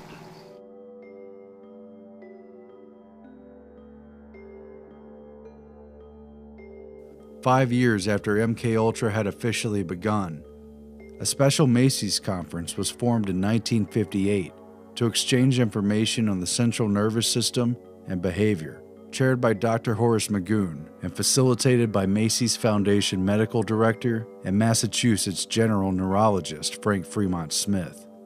The conference editor was one of the most powerful doctors inside Massachusetts General Hospital, Mary A.B. Brazier, an EEG expert and polymath neuroscientist from a well-connected family, who had immigrated from Britain at the onset of World War II on a Rockefeller Fellowship to work in Stanley Cobb's specialized department at MGH. The group's participants were steeped in secrecy and had deep ties to clandestine intelligence agencies. Among these were neuroscientists who experimented with the pain and pleasure centers of the brain, alongside CIA and MKUltra contractors, as well as representatives from the DoD's Research and Engineering Branch and the Walter Reed Army Institute for Research. This Macy's Central Nervous System group also hosted a number of distinguished scientists from within the USSR. This series of conferences served as a springboard for the Moscow Colloquium on Higher Nervous Activity, a significant moment at which American scientists contracting with defense agencies worked with, rather than against, the Soviets during what was supposedly the height of the Cold War. Why is it that everything the other side says is propaganda while we call what we say information? With backing from the Rockefeller Foundation, the Macy's Foundation, and the National Science Foundation, Mary Brazier and Horace Magoon would lead a small delegation of Americans to Moscow in October of that same year, at a time when such travel was otherwise heavily restricted and rare, to convene with the ideological successors of Pavlov, who were working on the, quote, mechanization of the central nervous system. For years, Stalin had forbid cybernetics in the Soviet sphere, despite its origins in the physiological labs where Pavlov studied his dogs. However, Stalin's conspicuous death in March of 1953, just 1 month before the official start of MKUltra, had opened the door to both Soviet and world cybernetics. Declassified documentation has revealed that indeed, Dr. Mary Brazier had a close relationship with the CIA, and that her liaison was on an intimate first name and even nickname basis with both her and Horace Tid Magoon. Additionally, it was revealed that the CIA had also directly sponsored at least part of the Macy's Central Nervous System meetings. 1958 proved to be a pivotal year, but one more meeting was necessary to set the stage for the activated man. In June, Boston was host to the Sensory Deprivation Symposium, drawing together an elite cadre of cyberneticians, neurologists, and CIA MKUltra contractors to coordinate the next decade of clandestine brain research. The event was jointly sponsored by Harvard Medical School, Boston City Hospital, and the Office of Naval Research.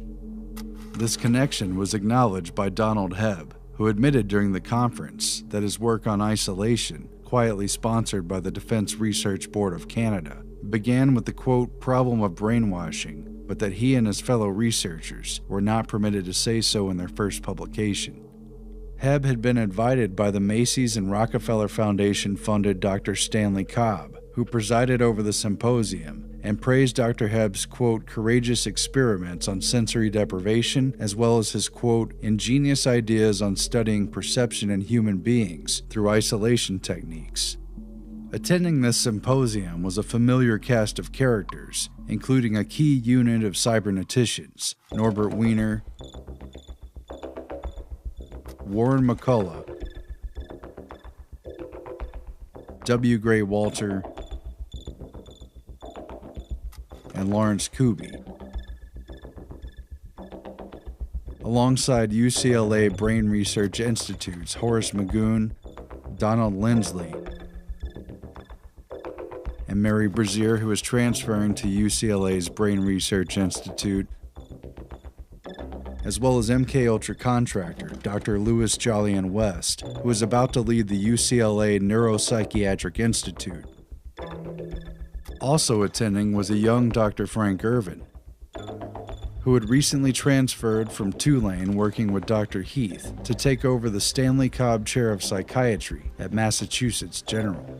Dr. Cobb marked 1958 as a watershed year for progress in understanding the central nervous system, presenting a radical new picture of activity in the brain based on reverberating circuits, feedback systems, communication theory, and the modulation of sensory perception, all of which became central to the fields of physiology, psychology, information theory, and cybernetics, as well as the aims of the CIA's MKUltra program.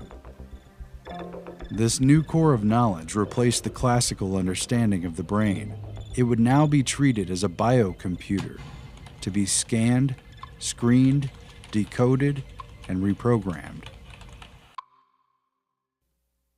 By 1960, the word cybernetics was used by the Soviets to designate this new trend. This new science is considered by some as the key to understanding the human brain and the product of its functioning, psychic activity and personality, to the development of means for controlling it, and to ways for molding the character of the new communist man. Norbert Wiener had first attempted to tackle what would become his greatest challenge in 1930, when W. Gray Walter asked him for help in interpreting what were considered at that time random EEG readings that doctors and engineers the world over had yet to make any sense of. Later noting a similarity between the oscillating, scanning behavior of a brain and that of a radar dish, both constantly searching for new data inputs, Wiener began to theorize a complicated harmonic analysis of these EEG waveforms. Harmonic analysis accounted for the transmission of information in a whole new way, which eventually connected with the core cybernetic principle of feedback. And we must get rid of any notion straight away that control is something imposed on the system from outside. It has to be built into it. It's called feedback, and feedback is ubiquitous in control systems. If one could modify the way the brain processed signals, one could program the brain, the behaving entity, just like the equipment in missile control rooms and just like the experimental animals who'd been conditioned to perform predictable behaviors in the lab.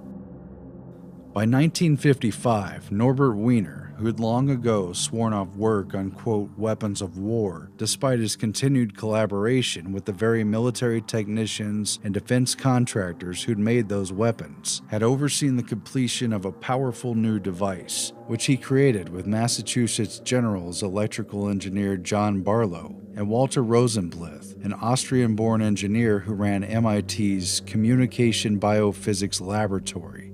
Mary Brazier, too, would work on this big project, which would become one of the Cold War's least known but most powerful secret weapons. They called it the autocorrelator. The apparatus made an enormous clatter. The 24 relays in the rapid repeater, the central processing unit that correlated one waveform with another, chatted incessantly among themselves. The clanking kept up for 20 minutes for each correlation, until the machine spit out its completed correlogram and came to a thumping, self-satisfied halt. Norbert Wiener loved the racket. He was captivated. He was absolutely fixed on the printout as it was coming out. Wiener's goal for the project was nothing less than to find the Rosetta Stone for the script of the brainwaves. A machine that analyzed brainwaves in analog mode. As authors Conway and Siegelman wrote, the correlator was Wiener's baby, the first analog computer to apply his statistical methods automatically to the analysis of brain function. Wiener considered the machine to be the most significant work of all the things he had ever accomplished. It took Norbert Wiener 25 years to crack the code of EEGs. It was the culmination of cybernetic research that he and Arturo Rosenbluth had begun on automata and feedback more than a decade earlier, leading up to the first Macy's Cybernetics meeting on cerebral inhibition in 1942. In cybernetic terms, EEG represented the first known language, which was not symbolic, but rather communicated directly and powerfully in its expression. The autocorrelator now made it possible to interpret brainwaves intelligently and automatically via computer, and for that computer to send a reciprocal response back through EEG to excite or inhibit brain activity. And when Mary Brazier transferred to UCLA for the opening of Magoon's Brain Research Institute, she brought the autocorrelator with her. Years later, all of this would have grave consequences for Leonard Kyle. They turned him into a shell of a human being, where the spirit was still there, but it couldn't peep out very well through the tangled wires, the murdered brain cells. He was psychotic, and he was violent when restrained at times. He'd never been anything like that. Never been anything like that.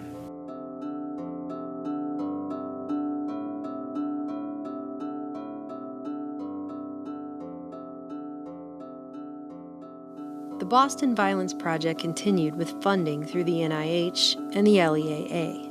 Dr. William Sweet was so powerful and had friends in such high places that in 1971 he was able to directly petition Congress for funds for their violence study, bypassing the ordinary process.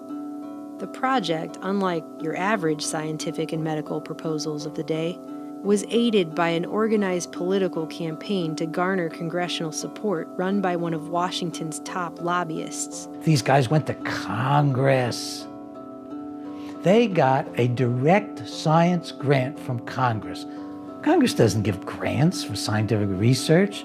They came out with $500,000. They gave it to NIMH, completely bypassed all the review processes of NIH, and said, you give it to Mark, Irvin, and Sweet for their research. This is how high up the chain this project truly went. All of this despite the fact that brain lesions such as Leonard's were well known for years to cause something called Kluver-Bucy syndrome. In 1939, psychologist and mescaline researcher Heinrich Kluver, a core member of the Macy's cybernetics group, and his colleague neurosurgeon Paul Bucy observed that monkeys who received bilateral temporolimbic lesions fell victim to a multitude of permanent behavioral effects, including everything from docility to psychic blindness, or the inability to appropriately recognize the emotional importance of events, such as the ability to feel fear. The same effects were produced when lesions were burned into the amygdala as well. So now I found myself looking at what looked like one of the worst, most egregious, involuntary, brutal experiments ever reported in the medical literature, and nobody but me that I could find anywhere seemed to be bothered by it. One unlikely source of concern came in the form of neurologist Dr. Ernst Rodin, who visited the Boston group after reading Violence in the Brain, hoping to gain information he could apply to a similar experiment he planned to run on violent sex offenders out of the Lafayette Clinic in Detroit. Dr. Rodin came away with a very different picture of what was actually going on in Boston than what was reported in Mark and Irvin's book. The nursing staff informed him that, despite supposedly being a project about the treatment of violent criminals, none of the 35 patients in Mark and Irvin's initial study were violent criminals, or even truly violent people. Dr. Ira Sherwin, the Boston Project's head neurologist, concurred with the nurses and stated that he was not aware of any genuinely successful cases, including Julia S. and Thomas R. Of Violence in the Brain and Mark and Irvin's research, Dr. Rodin concluded, "We have been misled." Maybe now is a good time to mention that, just like Drs. Heath and Delgado, a FOIA request to the CIA regarding any contract work done by Drs. Mark, Irvin, or Sweet for the agency was returned with a statement that the agency could neither confirm nor deny that the men had ever worked for them. So we have these American surgeons, some of the most famous in the country, getting funding from a combination of NIMH and the Justice. Can you imagine anything more totalitarian than putting psychiatry and justice together? By 1972, internal LEAA memos show that the agency decided not to renew Mark, Irvin, and Sweet's funding, due to, among other things, the fact that they discovered Dr. Irvin was vacating the Boston Project without informing the LEAA, to take up a new position at UCLA, in addition to evidence of the misuse of federal funds, including the fact that Irvin had used grant money to purchase equipment from a firm in which he was the major stockholder. The agency also noted that despite being proposed as the entire point of their research, the present proposal contains no attempt to develop treatment or follow-up procedures for the patients involved. Because, as it should be glaringly obvious by now, that is not what this was ever about.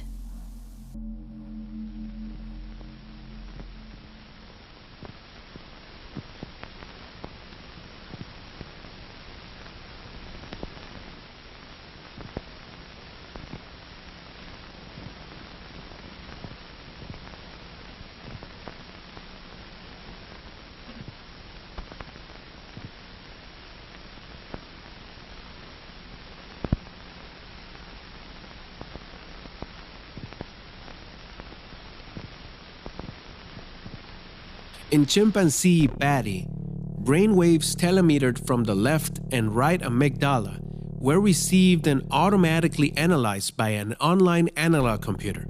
This instrument was instructed to recognize a specific pattern of waves. The computer was also instructed to activate a stimulator. Each time the waves appeared, radio signals were sent to Patty's brain to stimulate a point known to have negative reinforcing properties.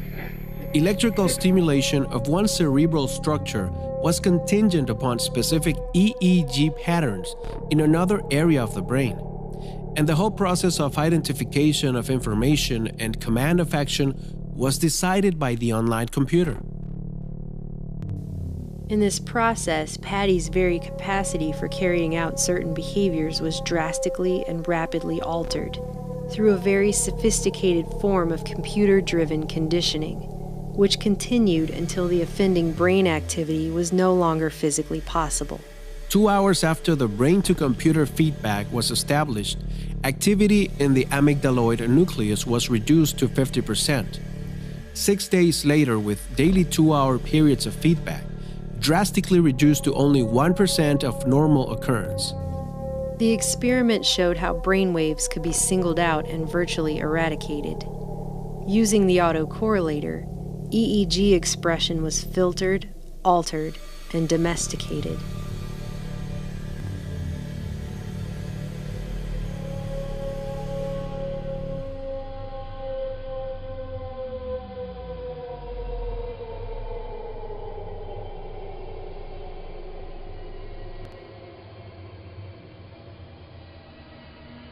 The project moved forward. Does it tamper with minds?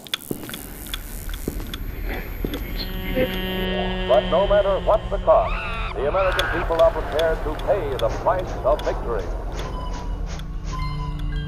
Telling the people to accept these monstrous treatments that do nothing but destroy brain tissue and dehumanize people. Let us march toward the clean world our hands can make. Does it tamper with minds? Does it tamper with minds? And if so, does anyone have the right to do that?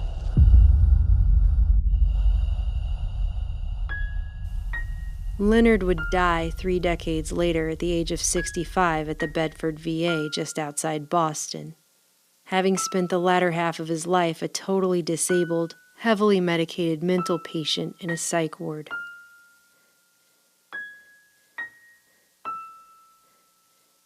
Despite having completely ruined a man's life after mutilating his brain, Doctors Mark and Irvin continued to publish success stories about Leonard's case up until at least 1975. But I wouldn't, even if they were convicted of murder, want to unleash these psychosurgeons on them. There are protections against cruel and unusual punishment. Believe me, it is crueler to have done to you what was done to Leonard Kyle than to be put to death. It's crueler and more hopeless and more horrible.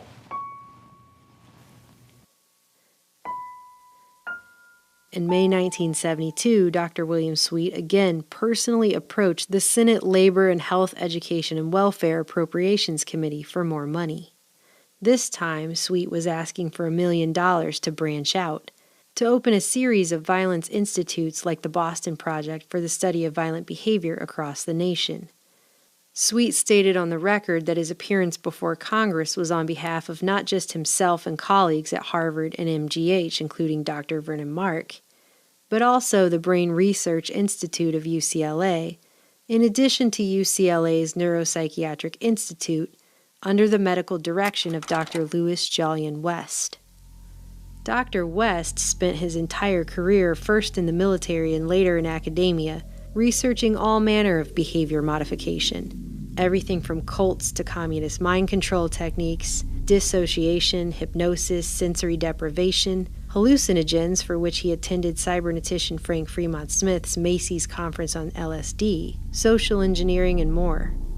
As a psychiatrist, Dr. West reportedly examined Lee Harvey Oswald's assassin Jack Ruby, homicidal cult leader Charles Manson, infamous kidnap victim Patty Hearst, the man convicted of assassinating RFK Sirhan Sirhan, and even convicted Oklahoma City bomber Timothy McVeigh. He also reportedly monitored Haight-Ashbury's so-called acid ghetto before and during the Summer of Love. It wouldn't be revealed until years later that Dr. West was involved in CIA MKUltra research, that he was the main contractor in charge of Subproject 43 with a top-secret clearance, a project involving the altering of personality through sensory isolation and environmental manipulation, including the use of drugs and hypnosis. Dr. West's book Hallucinations is dedicated to aforementioned cybernetician Heinrich Kluver, of Kluver-Bucy syndrome fame. Unsurprisingly, right on cue, Dr. Irvin and other Boston Project associates were on their way to California ahead of Dr. West's new project, as mentioned by Dr. Sweet to Congress, the Center for the Study and Reduction of Violence at UCLA. Sounding just like Drs. Mark, Irvin, Sweet, and Delgado, Dr. West decried the growing plague of violence as our greatest ill, and claimed his was just the project President LBJ's Violence Commission had called for to cure it. The massive project would take many of the same ideas from Boston and expand them to screening the general population at large in the name of preventing, detecting, controlling, and not just treating but pre-treating all manner of antisocial and violent behavior, to somehow stop it before it could occur. Broad in scope, the project called for experimenting on people of all ages and from all sectors of society, including children, menstruating women, anyone deemed predisposed to alcoholism, criminals, mental patients, people diagnosed with brain disease and dysfunction, and more. Race was obviously considered a cause of violence, as the project involved plans to monitor students and introduce experimental anti-violence treatment programs at 2 different junior high schools, one in a predominantly black ethnic area and the other in a predominantly Chicano area. A wide variety of experimental treatment methods would be employed, including everything from newly developed but unapproved chemical castration drugs to monitoring, quote, abnormal electrical brain activity, specifically using surgical intervention by implanting tiny electrodes deep within the brain, end quote. Dr. West noted it is even possible to record bioelectrical changes in the brains of freely moving subjects through the use of remote monitoring techniques. Sound familiar? A full third of the research projects the center ostensibly planned to carry out were based upon attempts to link violence prediction to what they deemed abnormal brain waves. Irvin, for example, made remarks that to the effect that being a do-gooder or goody two-shoes or nice to people, that was a pretty good idea, but you wouldn't get any money from that.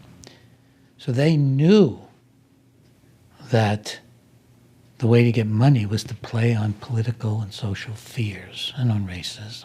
And these men are just riding that horse of violence, riding that horse of I'm right, you're wrong, I'm white, you're black, I'm a neurosurgeon, you're a nobody. I think they were just riding all of those negative human emotions, integrating it into totalitarian philosophies.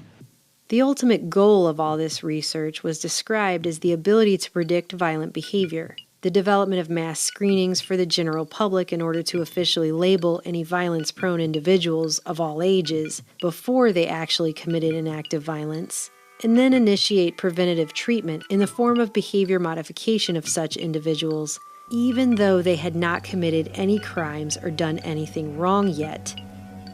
For many opponents, the UCLA project was a real-life version of the Stanley Kubrick film A Clockwork Orange.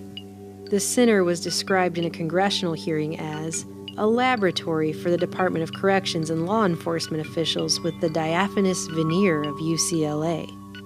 Prisoners and patients at state hospitals and medical correctional facilities would also be used as guinea pigs for this experimental research, including those being held at Vacaville, Camarillo, and Atascadero. Vacaville had recently had its experimental maximum psychiatric diagnostic unit shut down following public outcry after it came to light that 3 prisoners had been amygdalotomized to inhibit their aggressive tendencies in 1968, with disastrous results, all of which the prison attempted to deny ever happened at first. One of the things that I had not imagined early on was all of this might have political implications. It didn't dawn on me. I'm embarrassed at how naive I was about life. I had no idea the treachery of outstanding people in the field of medicine, psychiatry, neurology, neurosurgery. Through all of this, Dr. Bregan continued to publish articles and make public appearances speaking out against the Orwellian violence centers and their experimental treatments. I was not going to stop. I was just not going to stop about this. Again, unsurprisingly, in the initial proposal dated September 1972, Dr. Frank Irvin was listed as a UCLA faculty member who had already submitted research to the project before it even officially began, on violence in the brain, bioelectrics, and behavioral studies. Once again, it became apparent this project had already been approved in the upper echelons of government, when then California Governor Ronald Reagan proudly announced the formation and $1 million funding of the UCLA Center in his January 1973 State of the State address. In the weeks that followed, however, the plans for the center were leaked to an already anxious public by Director West's opponents inside his own neuropsychiatric institute. Protests began breaking out on the UCLA campus and outside the NPI. Protests against the use of psychosurgery to curb violence. Protests against what some called a clockwork orange at UCLA. Protests against the obviously racist and sexist overtones of the proposal, and considering Dr. Irvin's timely presence at UCLA just prior to the project's announcement, protests against Drs. West and Irvin personally. Several students were even arrested after they chained themselves to Dr. West's desk. The project's proposal went through at least 4 revisions as Dr. West frantically attempted to rebrand his new violence center and regain public trust. Frank Irvin's name was removed from all subsequent drafts altogether. So was any trace of reference to psychosurgery, something that in the meantime Dr. Mark redefined in journal articles specifically as the creation of lesions in the brain and not the drilling into the skull for the placement of electrodes. This weak semantic argument allowed Dr. West to proclaim that his center was never going to be involved in psychosurgery of any kind, despite the fact that the placement of deep brain electrodes in test subjects, possibly including children, was a stated objective in his first proposal draft. By 1974, they even took the word violence out of the title, renaming the whole thing as the UCLA Project on Life-Threatening Behavior.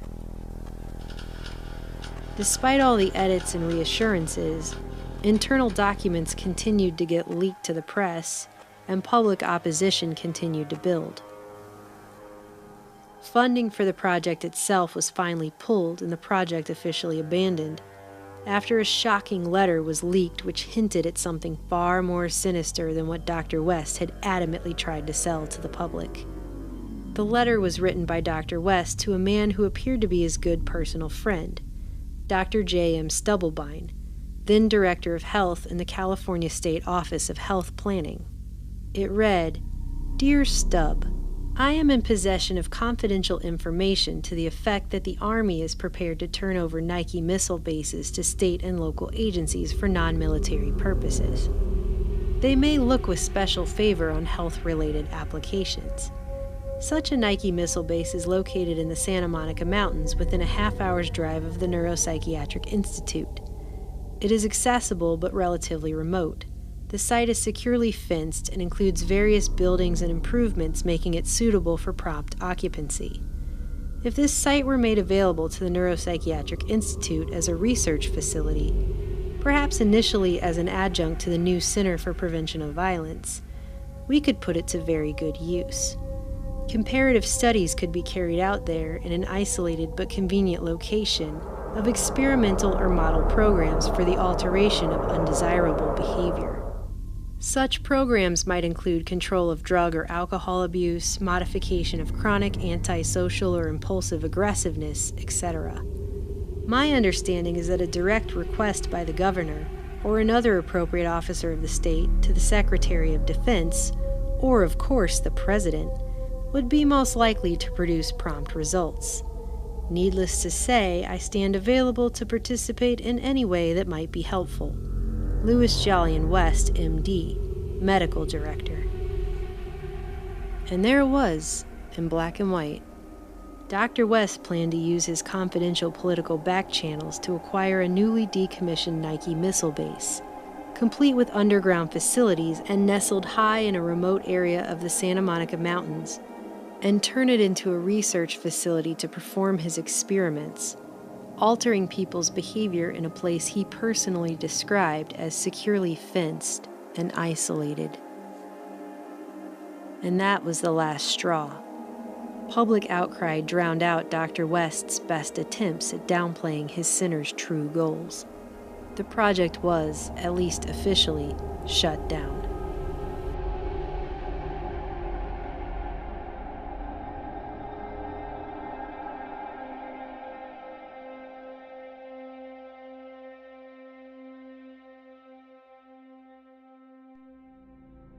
We are advancing rapidly in the pattern recognition of electrical correlates of behavior. Dr. Delgado's highly publicized taming of the bull was just the opening act before the real show began.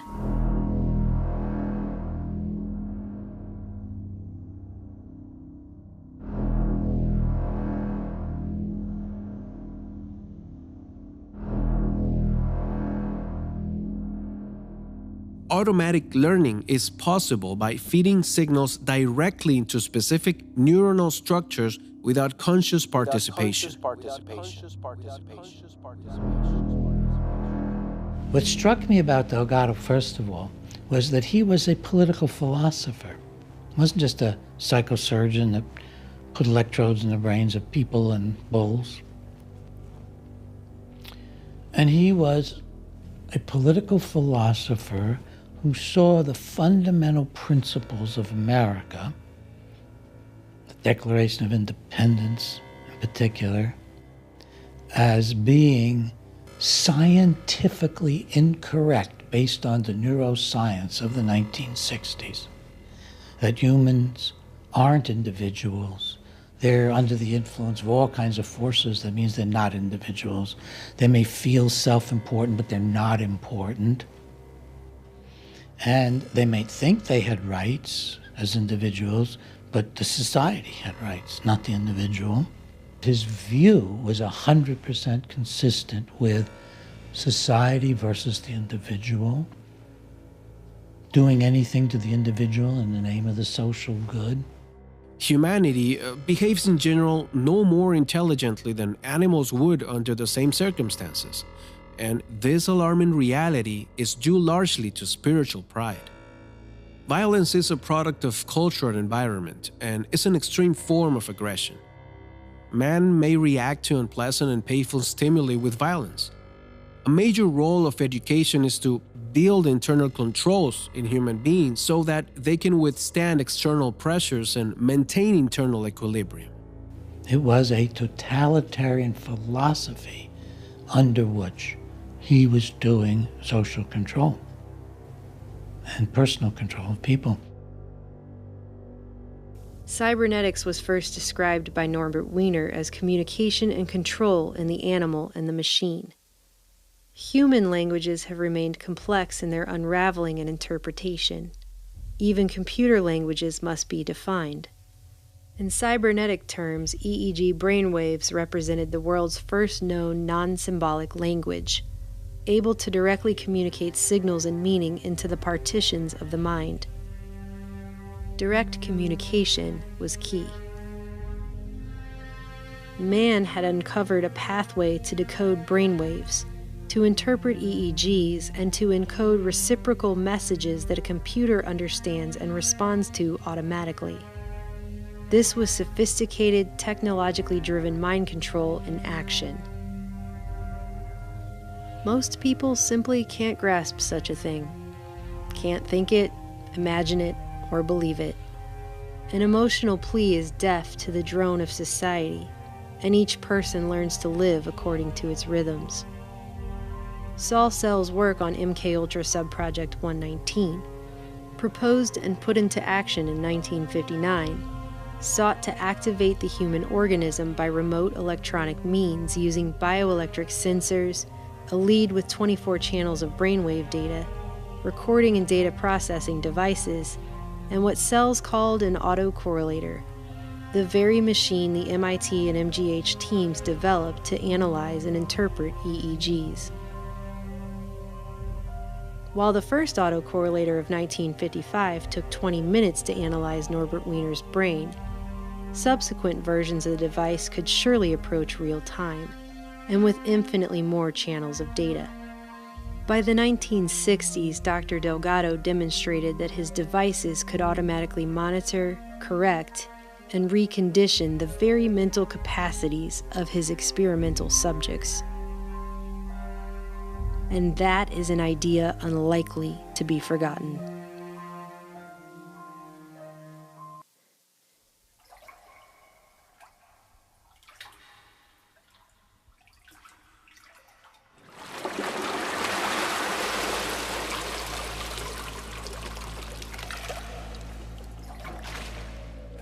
Can the human mind be controlled and remain human?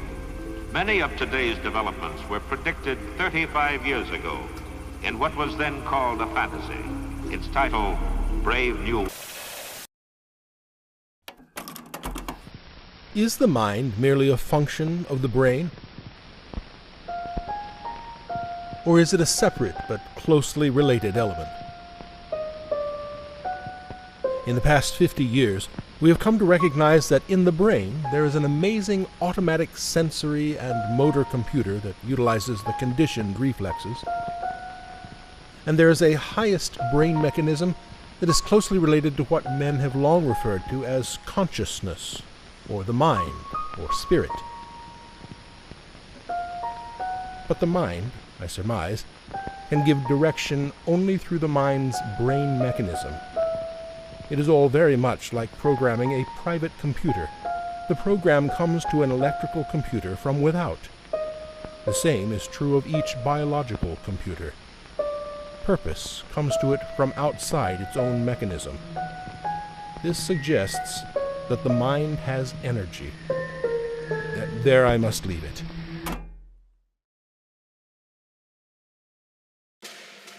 The 1967 Webster's Dictionary defines cybernetics as the comparative study of the automatic control systems formed by the nervous system and brain, and by mechanical-electrical communication systems. In 2008, the CIA declassified the historical record of the agency's Office of Scientific Intelligence, 1949 to 1968. In it, there are a few mentions of cybernetics, including a classified research program and a biocybernetics working group, the responsibility for which fell under a CIA medical subcommittee. References were also made to Soviet cybernetics programs, East-West technology exchanges, and something called World Cybernetics, even though this document wasn't declassified until 2008. All of the pages describing the CIA's cybernetics program are still redacted to this day. I have puzzled over human evil for a long time. And I'm not sure I have more to say about it than anybody else, except I'm willing to call it human evil, which most folks aren't anymore. What was driving Mark Irvin and Sweet? What was driving Delgado? Dr. Jose Delgado wrote that conquering the human mind is a national goal at parity with conquering poverty or landing a man on the moon. The main aim is to establish a scientific foundation for the creation of a future psycho-civilized society.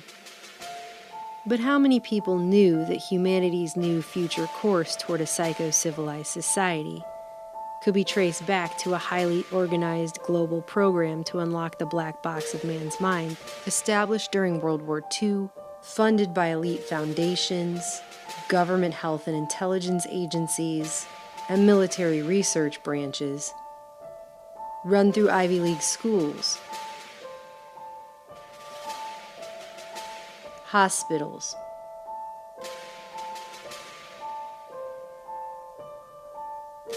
mental health facilities,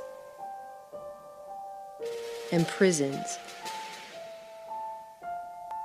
and involving a diffuse global network of intelligence agents, neurologists, psychologists, psychiatrists, physiologists, anthropologists, mathematicians, and cyberneticians, all seemingly working under the same United Nations UNESCO goal for decades: how to create peace in the minds of men.